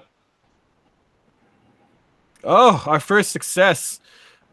You put the warhammer in your armpit, you slam it into the ground, and as you throw the wax over to Livy, you're just kind of doing it, and you start rocketing into this forest, and before you know it, you're just kind of trees flying by you like light speed. They're just going by these pillars of brown at an alarming pace, but you look back at Octavius, and he's just kind of jamming the warhammer right, and you just narrowly miss this one giant tree right in front of you, skidding off. You kind of bounce off of another tree, and then he jams it to the left, and kind of ricocheting off a rock, you start bumping, and before you know it, after a couple very close calls, Octavius gets you out of the forest, and you just kind of beam through, and it's back to a straight line down the hill. But it's at this point, Livy, that you see wax. You see the giants now that are running away. You've caught up to them, and as you do so, you're going right towards them, and they're not paying attention to you. But before you know it, you're kind of upon them, and there's these 10 giants all kind of running, and you're coming uncomfortably close to their feet. And as you do so, the force of them kind of running is pounding and shaking, and before you know it, you're in the group and trying to avoid being stomped on by these giants. What do you got up your sleeve?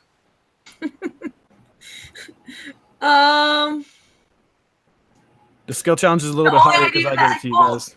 Skill wise, I'm not exactly sure what I'd have her do, but like, she can cast dancing lights, in which like maybe she can like lighten your face,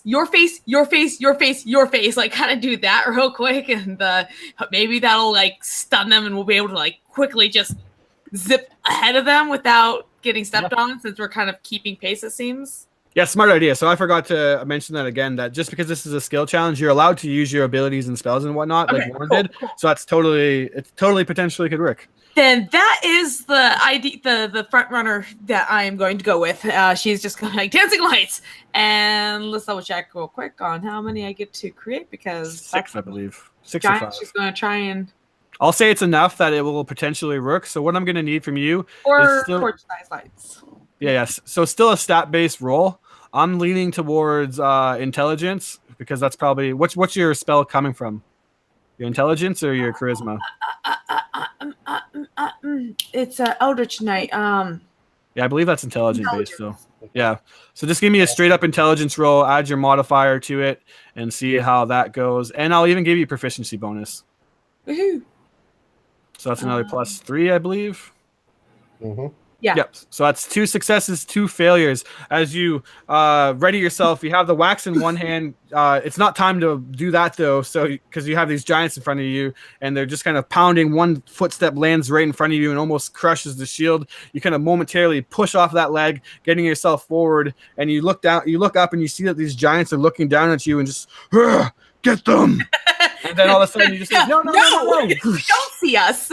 Dancing lights kind of poof up in their face, and they just momentarily, a couple of them start tumbling, and you rocket yourself out, leaving some of the giants behind. Obviously 9 of them though, you might not have seen the last of them. This puts us on to round 2 with 2 failures. The DC now pumps up to 17, and the first thing that happens is you watch one of these giants in front of you start to roll down the hill, and as it does so, it just turns into this like massive mold or mound of giant, and is overcome. Now the avalanche has caught up to you guys, and you're actually kind of riding on it like a wave, and you see that the giant that has momentarily fell is taken and buried by the avalanche itself. But as you think that he's behind you, you see his arm and his face just poof up out of the snow and just, and he tries to grab onto the shield.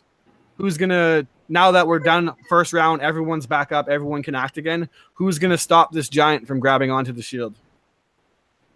But you, well, clearly not Livy.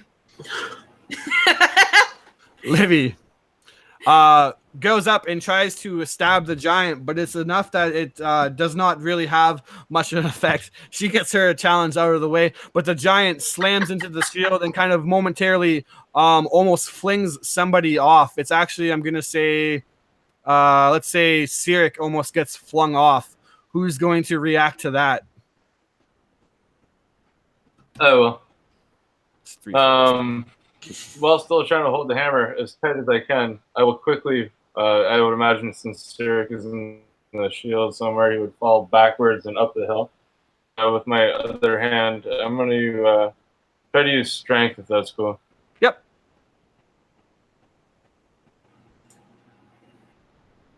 Whew. Oh yeah. So yeah, he flies off, and you see him, and you're just like, "Oh no!" And then the last second, woof! Octavius' hand comes, grabs his. You see Sirik being dragged in the snow, and his legs kind of almost being overtaken by this avalanche that you're now surfing on. You pull him up, put him back on the shield. He just, "Thank you, Mr. Octavius. I thought it was a goner."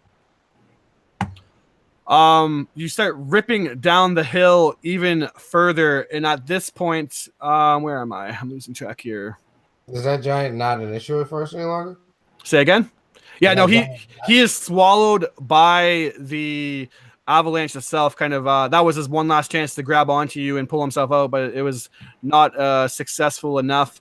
And it's at this point that you look behind you and see that several of the other giants that are now being passed by you guys realize that they're pretty much goners, but they'll be damned if they let that lead get away. So you see one of them kind of boof, shoulder into a big boulder, another one boof, shoulder into a big boulder, and these huge rocks start to roll down, several of them. Another giant reaches into the ground and starts to pick one up and huck it at you guys, and now there's about 4 or 5 of these boulders starting to roll down the hill / fly through the air at you guys. Who's going to step up to that one?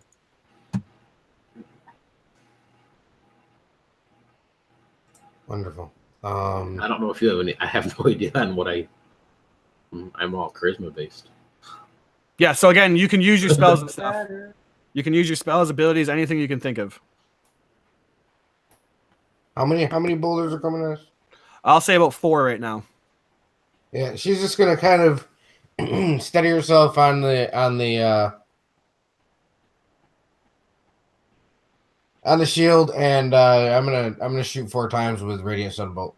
All right, again, you ready up that radiant. You see the flare of kind of radiance in your eyes, and you start to charge up these beams of light. Go ahead and blast. That's a success. Boof, boof, boof. 4 powerful beams of light shoot out and just shatter these rocks.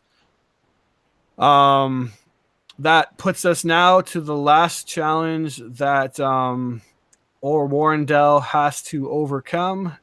And let's see, as you are kind of barreling down this hill, she manages to take out a couple of them, but there's still these 2 that are rolling behind, and they're just catching up to you, turning into these big, snowy, basically giant snowballs that are going to threaten to ram into the shield. Warrendale, you got about 2 rocks left. Oh, I suppose I can't intimidate them with my horrible accent. Yeah, I don't think that's gonna work. If you got spells left, you can fire those off at him. 2. There's 2 of them left. Can I use Shatter twice? I'll say that, like, basically what you can do is use it once as a skill, and using your charisma, because that's what you focus on, and depending on how successful you are is depending on how successful the rocks get shattered. Because we're not technically in combat anymore, so like you can say that like multiple spells get casted off theoretically. Okay, so charisma roll then. Yeah, go ahead. Proficiency. Cross your fingers, guys. Was that? Yeah, that's with the proficiency. So yeah. All right. All right. So again, I'm gonna mute you real quick. Maybe. As Sai and the dog start to bark, you see these feral wolfhounds behind you. All right, so we're into round 3 now with 4 failures. I will tell you what that means shortly. All right. So as this rocks begin to chase upon you, one bumps into the shield itself, and you see the shield start to splinter and crack again as the shield threatens to separate itself into 2. Who's got a plan for this? Yeah, I got it. I can't believe I'm gonna fucking do this with my brand new weapon, but that's all right. I'm going to take one end of my new weapon. I haven't named it yet, but I might not get to if this works out badly. And I take the comm end of it and I smash it into the bottom of the shield to brace it on one side, and I'm going to take the other end of the chain and I'm going to wrap it around the other broken side of it, and I'm going to try to lash it together. Yeah, go ahead. What do you want to use? That sounds like something like maybe a survival to me, but you can try to reason something else.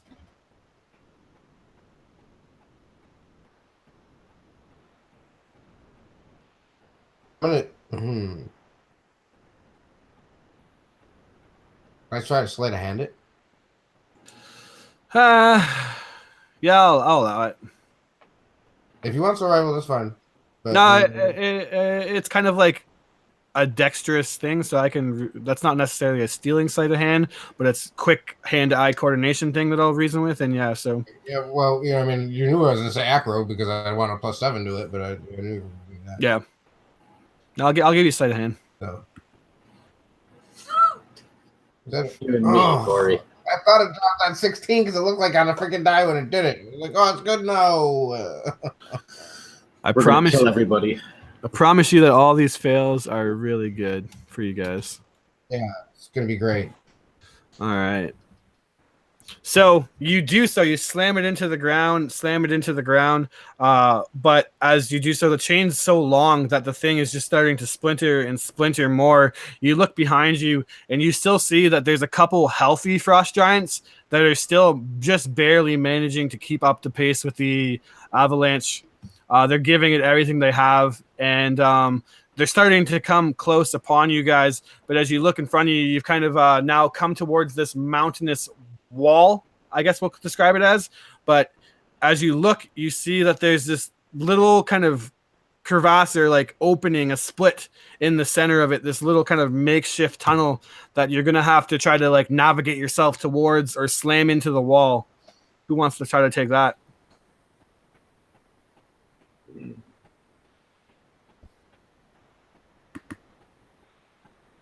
Can everybody have a chance again, or is it Yeah, still sorry, the same we're in round? round 3, so we're back to everyone trying again. So far, just Corey, and I think that's it. Is the only Yeah, one. I'm the only one. Narrow tunnel. That sounds dexterous. Yep. So if you want it, Libby, you can go ahead and describe to me how you're trying to do it. Oh, that's what I'm trying to think in my head. I was like, what is she gonna do? Other than still clinging onto that bit of wax that technically I don't think she's really got a chance to do anything, but I don't think that's gonna like help guide them. Other thought is like she has like prestidigitation, she's able to like warm, but it's that's only a small amount that she can do in like 6 seconds. I don't think that's gonna give them enough of that oomph. Erg. Tough call. Is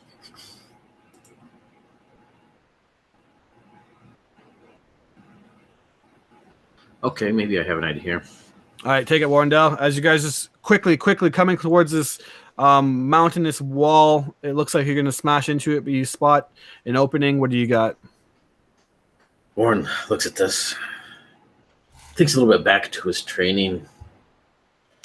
He knows a few tricks up his sleeve. One always looking for the enemy's openings. How about True Strike for,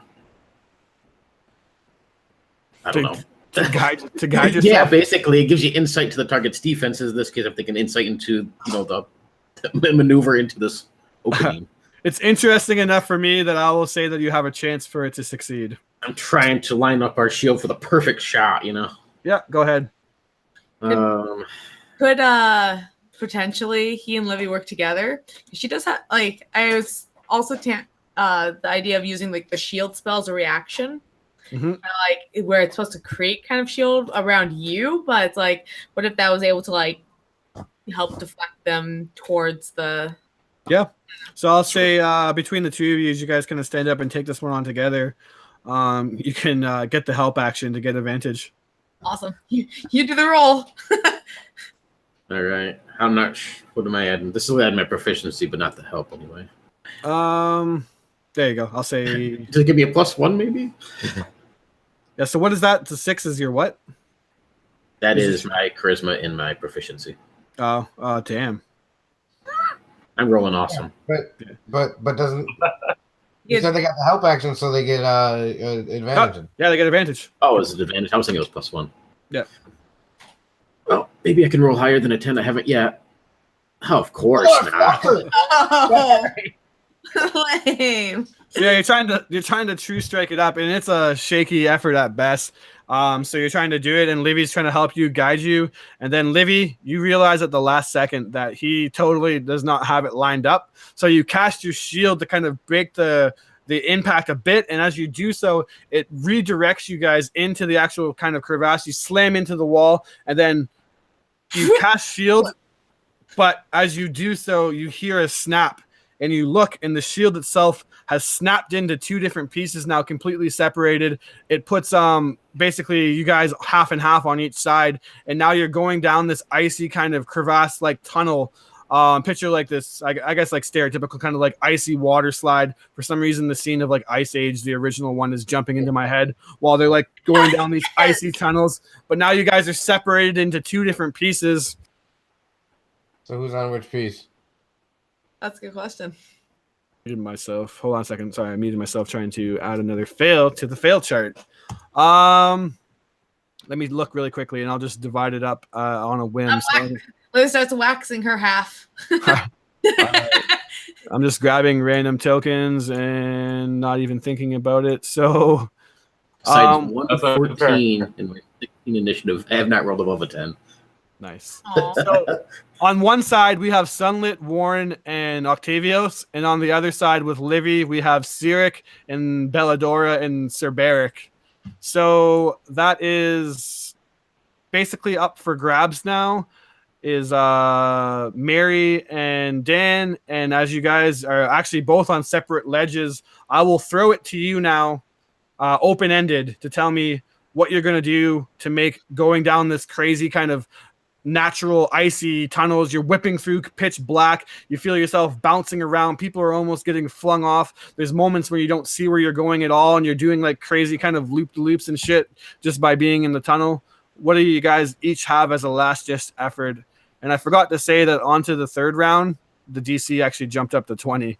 Oh, lovely. Well, I am just going to base off of like my recent sledding experience, in which I can see Livy just like carefully maneuvering towards the back and laying on her stomach, and just like she'll have her feet hang off the edge, not necessarily to like break or anything, but to kind of use as rudders to try and feel like we're going to hopefully steer ourselves straight and not like keep flipping around or whatever. Okay, give it a go. Strength or acrobatics? I'm just gonna unbiasedly say strength. Sounds like to me, unless you can reason the other way. All right. We're gonna fail this. But that's okay. I would personally choose acrobatics, but that's just because I'm really good at that. And so, oh well, though. Yeah, Either way, a 6 wouldn't have helped you that much. Yep. Get +6 with 12, but yeah. You try to do what you can, but you just have such speed now, and there's just like moments where you can't really see anything. Even with your dark vision, it's just pure black in some of these things, and you just feel your group bouncing and going every which way, and all you can really do is just grab onto your chunk of shield and pray to whatever gods you believe in that you make it out of this alive. Octavios, you're the last go here. Grandpa's gonna have a great story. I need to survive this. This is gonna be a great story. Octavius, go ahead. I'm thinking about using Sacred Flame to start bursts of fire to melt the ice a little bit in front of me so that I go faster. Going faster, I like it. Go ahead and give me a what would that be? A wisdom, because that's what you use for spellcasting, yeah. Thanks. So. Yeah, that's a cleric station. Yep. Go ahead and roll that up. Wisdom check. Holy Woo! crap, dude. I'm going to use an inspiration.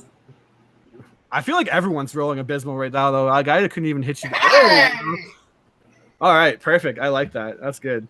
So you do so, and as you do, a plume of radiant light kind of emanates, and what you see is that the other group on the other shield is on a ledge just like a couple feet above you, and they're all just kind of on their like own makeshift slides, and you cast this beam of radiant light which starts to melt the snow itself, and they also kind of like start coming down, and there's a moment where both shields are side by side again and kind of bouncing off each other, but you cast this radiant light which just turns it into this turbo jet speed like slide, and you all just with a tremendous speed start beaming down this black tunnel. The light behind you, you see darkness, darkness, darkness, and then you start to see a light ahead of you, this little hole that starts to become bigger and bigger and brighter and brighter and brighter until all you see is nothing but light. And then whoosh, you come out, and what you see is the mountainous horizon, and you're looking around and you see and you hear the snow behind you, and you look, and then you suddenly realize all kind of at once that there's this weightlessness to you. And you look down and you're soaring in the air, start to plummet and fall and fall and fall at a rapid rate. You grab onto the shield and skill challenge over with the 7, unless someone has like something like feather fall, which I don't think anyone has. You have slow fall? What's that do?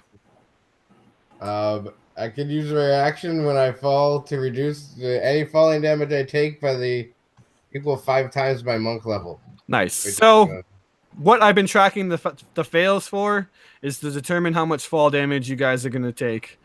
You failed 7 checks in total. That was an impressive run. So you guys take a total of 24 fall damage as you just whoosh come out. And you're flying, flightlessness. You made it. And then you look down and all kind of realize and start to fall down. And then, boof, you hit the ground. 24 bludgeoning damage to anyone who can't cut that. And I take nothing. Interesting. Yeah, because 5 times 5 is 25. Nice. Just enough. Yeah. All right. Hey, Castle is on their feet, buddy. And as you kind of all boof, boof, boof, start to roll, hit, and dig into the snow, you look above you, and you now kind of just have this icy mountain cliffside above you, and you just hear the sound of the kind of grinding of snow on ice, and then boof, you see this tidal wave of snow come down and start to fall on you guys. And there's little to nothing you can do to not be buried by it, but as you're overcome and kind of trampled over and momentarily knocked down, you only take a little bit more damage from the avalanche, but luckily you rolled enough successes to like not be completely overtaken and get enough damage. So with that, I'm only going to chuck a total of 6 more damage on top of you guys, and you're buried under the snow, but it's just enough that you reach and you're able to pull yourself out. You all kind of look and coughing and breathing and collecting yourself, brushing yourselves off. Belladora kind of looks at the group and says, I can't believe we're all alive right now. Yeah, eventually people look around and realize that Livy's not there. What was the total damage on that? Total of 30 damage. Okay. Yeah. Livy unconscious? Oh, yeah. I got 1 left, so hey. Yeah. Man, she has like a busted river, just all the wind out of her. But yeah, as soon as that snow hits her, she's like, I'm just going to sleep. Actually, yeah. I lied, actually, because Belladora is unconscious also. So she's not the one that says, I can't believe we're alive. I'll say that Sirik says it. And then you're looking around, and Belladora's not there. Sir Barrick is alive. Did anyone else go down? Sirik would be out, too. Yeah, Sirik's out, too, actually. I lied. So Sirik, Belladora, and Livy don't come up. Yeah. Sunlight is the one I'll that's start searching. And All she right. looked strangely okay. Like, unnecessarily strangely okay. Yeah. Like, she didn't get hit. And she starts looking around, and are we coming to an end here, Soonish, Chris? for sure. Okay. Only because I was thinking about doing something kind of cool. As a kind of reactionary thing to not seeing these people that have, especially Belladonna, Dora, the woman that made her realize what path she was really taking within herself. A little bit and use Searing Arc Strike and kind of melt all the snow around us. Cool. So yeah, what does that look like? You just basically start to imbue this light and heat or whatnot. Yeah. I mean, it's basically burning hands ish type effect here. I mean, we'll really know after I hit level 6. But she just kind of starts looking around. Now, is there any indication of where these people are at all? Yeah, Or are so they just buried? I'll just say that since it wasn't buried that much, that the energy that you give off kind of melts the snow in your proximity enough to see the unconscious body of all 3 of them. Yeah, and she and I blow up all of my key points. So that's 4 key points because that's what it would do here. And I can increase the level so that that's how I'm gonna make it that it happen, because every time I use a key point, I can only use 2, but so Octavius, you see Sunlit start to imbue this like heat and just give off this aura of heat and radiant light, and the snow starts to melt, and the first thing you see is an arm, and then it melts more, and you see the unconscious body of Livy, and then next to her is the unconscious body of Belladora, and then kind of in the distance a little bit, but not too far, is the unconscious body of Sirik, which now I imagine. Go ahead. I'll spread my channel divinity of preserve life throughout all of them, and equivalent of 11 points of health, so that they all at least wake up. All right, so 11 points of healing to all 3 of you as they all kind of take a deep breath in. Livy, you're back up by 11. Yep. To now, Belladonna. No, they have to. I'm alive. I'm alive. Oh my God, I'm alive. I say they have to share 11 points. What's that, sorry? They have to share 11 points of healing. Oh, okay. Cool. I'll just say, how you want to do that then? Equally -1 to Sirik because he's kind of dorky. Gotcha. Sounds good. So let's do that. Ba-bum, ba-bum. And then so those 3 come back to consciousness. I don't think. Go ahead. I was just gonna say, Octavia says he doesn't think this is over yet. We should probably find somewhere to do something. Yep. Belladora definitely agrees with you. Looking at the rest of the group. We'll be shaking her head and she'll stand up and get ready to start hiking wherever. All right. As you do so, does anyone else have anything to say? No. Before we go on. Octavius is worried that the Frost Giants will come back to the town looking for Sirik again. So maybe we should try to, if any of them survived the avalanche, obviously. Can we tell if any of them survived? Give me a perception check.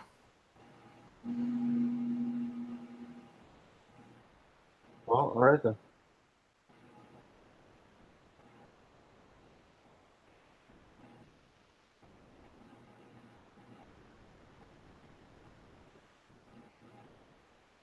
There you go. 22. You see in the off distance a figure approaching you. And it strikes you as pretty much now that you're kind of getting used to it, that this figure is much too large to be or like it's a big figure even from far away, and you see it coming closer and closer, and you do see that it is a single frost giant. And as he's approaching, coming towards you at a pretty rapid pace, you just see his long white beard. He has this enormous great axe that he's carrying, and he's decked out in this phenomenal looking armor and has the skull of a dragon on his head. And he's starting to approach towards you guys. You're just kind of at this, yeah, as you're like looking like a giant coming. You look around and you're basically just falling into, besides the cliffside that's like basically right against you guys, in this open white valley of just like snow and endless whiteness in any direction but the cliffside you have against you towards your east. So basically there's like just this wide open field of snow. There's nowhere to like, besides just like straight up running, there's nowhere to really hide. But yeah, Belladora, I'm in no shape to fight. I'm lucky to be alive. What are we gonna do? I don't think it's wise right now, Belladora. I don't know if I heard. Did it look like it's seen us? Yeah, he's walking right up towards you guys. Maybe he's just gonna like summon sword of hand, and just be like, unless you got a nice spot to hide, we have no choice. We have a choice. Livy, how pancakes? What? How quick can you rip? Pancakes. Maybe we can distract him. She's like, she kind of like does a few like jogging in place kind of steps. Like, I can move. Boof, boof. The giant steps start to get closer now. You can hear him approaching. Or you can feel the ground shaking as he's now getting closer. He's about maybe 40 feet away. So he looks rather important, doesn't he? Maybe for a frost giant, but I don't know about you. Unless this is like, some friendly giant, I'm not taking my chances. And there's only one that I can think of that. But we don't even know where he is. Are we fighting or are we running? Could be Hirschnag. That would... Sure. Why not? Hey, might as well be. She's looking like, I don't think her grandpa gave her any defining features of Harshnag. Did he? Give me a history check. The thing.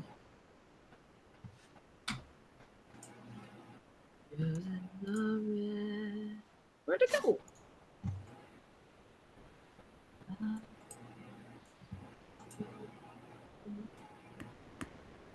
Oh, come on, Livy. You really just are hitting it hard today. Everyone tonight has those. Her head's still buzzing. She's just like the frost giant probably just looks fuzzy a little bit after her fall. Yeah. Can't see clearly, just like, meh. You know what, though? I'll give it to you at advantage because I have a hard time actually reasoning that Livy would forget any kind of, like even in this current state. So I'll give you one last chance at advantage. That's a little better. So yeah, you can't bring yourself to it. To you for just like the briefest of seconds before going back out. Yeah, so yeah, for whatever reason, you just remember the stories of Harshnag, but not any defining features.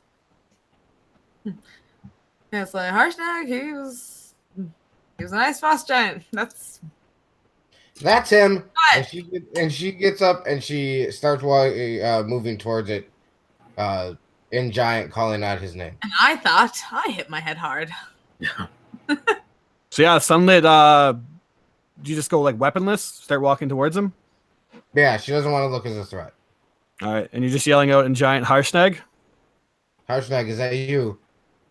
Boof, boof, boof. The giant now 20 feet away, axe in one hand, this clad plate mail armor and the giant skull on his head. You see that the axe itself is jagged and looks old as all hell, but even like chips out of it, you can still see that it has like this incredible amount of sharpness to it. You're calling out, Harshnag, is that you? Harshnag! Yeah. The giant doesn't answer. Master Harshnag, is that you before us? Octavius and Giant would back up, and Octavius and Giant would say, "We too are looking for Artis Simber. If the name drop will help." The giant walks right up to you, Sunlit. Doesn't say a word, just kind of grunts at you. You see that it has this long beard that has chunks of snow just in it, and the chunks themselves are like the size of your torso or whatnot. The giant is so big. He stands just in front of you, just completely towering over you in size, and he lifts up his axe ahead of you. Poof! Slams it into the ground right beside you. Oh. She, inside of herself, is crapped herself. Yeah, right. Doesn't show, but she doesn't know that outwardly. And she goes, "It is you, isn't it?" How do you know my name? He says in You're common. You're a legend, Harshnag. Are you serious? I've never met a tabaxi before. But I've met all of them, and they know all about you. He reaches into his... Go ahead. I also have befriended a giant or two in my day. I really believe with the correct order of giants that you'd figure this all out. His axe kind of buried into the snow now beside you. He actually like steps over top of you. And as he does so, he's not really paying attention. He looks like he's looking around. And as he steps over you now, you kind of realize that there's this humming sound coming from him. And he reaches into his pocket and pulls out these two big stones that are just kind of glowing and pulsating and making this vibrating sound. And you instantly recognize them as the bloodstones, or a bloodstone that the giants were using to track Sirik. And he pulls them out and holds them and just... It's kind of just vibrating and pulsating, and he points it towards Sirik, and he points it towards Livy, and the stones start to pulsate and vibrate even louder. And then he looks and he says, "When I started to feel these stones vibrate, a Simber in a corner, together again, I knew that there would definitely be trouble. I've been tracking you guys for days now." It's not the man you're looking for. It is his child. Don't think that I'm not quite aware of that. Kind of. I was momentarily confused to find you guys here, but I can just tell by looking at the circumstance. And he looks around and sees how beat up you guys are, and that there's an avalanche that was just caused. There's no doubt about it. You're the next generation of those bloodlines. I must admit, your bloodlines never do seem to disappoint when it comes to creating trouble. And he just kind of looks at Livy and Sirik and lets out a big He just kind of goes, Okay, What? if you are Harshnag, What is he talking about, Olivia? what? What is he talking about? We know about Artist's son, but what is he talking about with you? I was just about to get to that. When you were traveling with a corner in the Simber, what was the name of your group? Don't trust me. I just want to share this all. Force Grey is the name that we used to go by. And the last adventure you had with the corner, with Rin. Girl, you're asking me to think back centuries ago. But she's like, wait, what? My grandpa wasn't that old. oh, yes, he was. And then he kind of last at least a century, at least. I don't know, I lost track, but wasn't it getting them out of trouble with some dragon?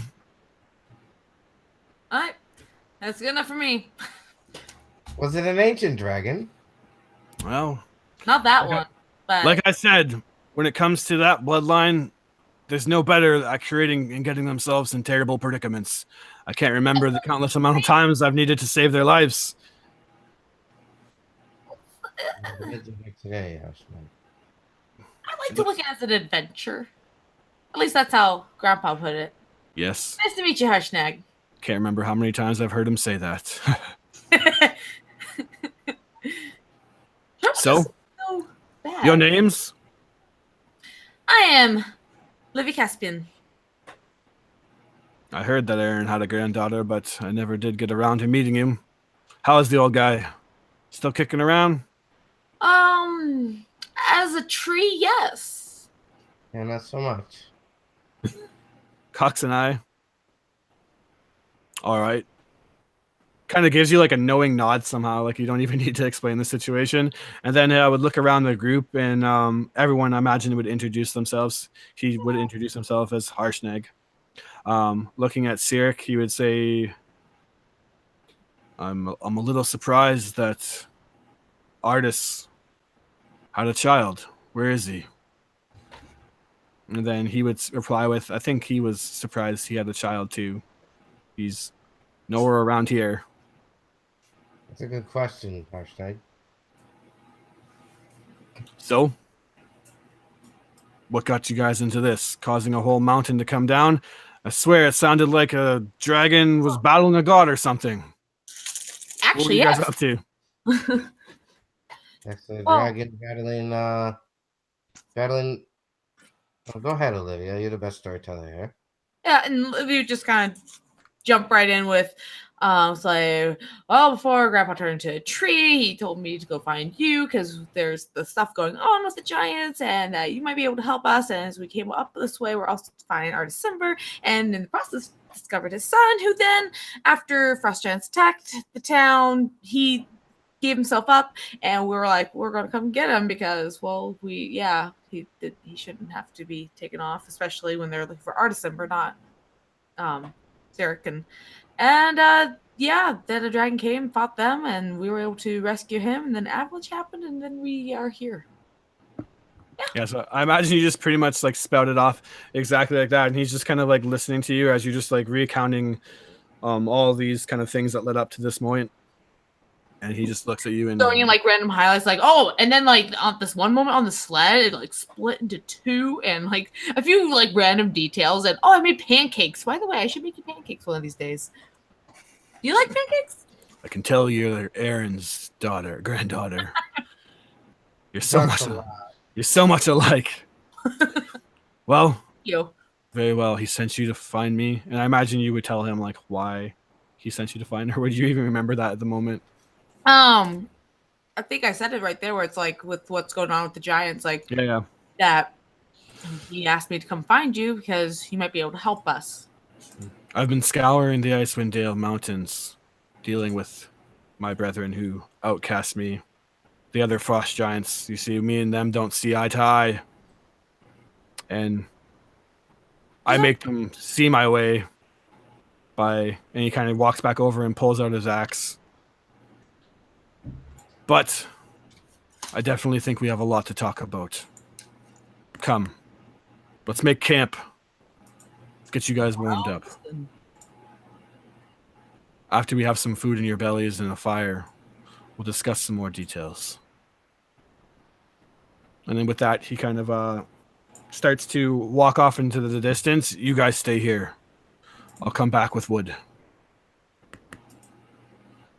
And would start to walk away with giving you guys time to like basically take a moment to sit down and think about what just happened. You just dealt with 10 giants fighting a dragon and then narrowly escaping an avalanche and falling to your death, but not your death, obviously. And then finally meeting Harshnag. You just kind of all sit down for a moment and collect yourselves.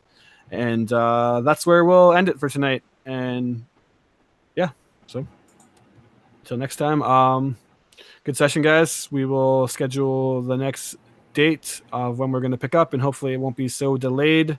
But as always, thank you for playing. Had fun with you guys. Cool little avalanche toboggan scene for you. And until next time, peace out. Bye bye.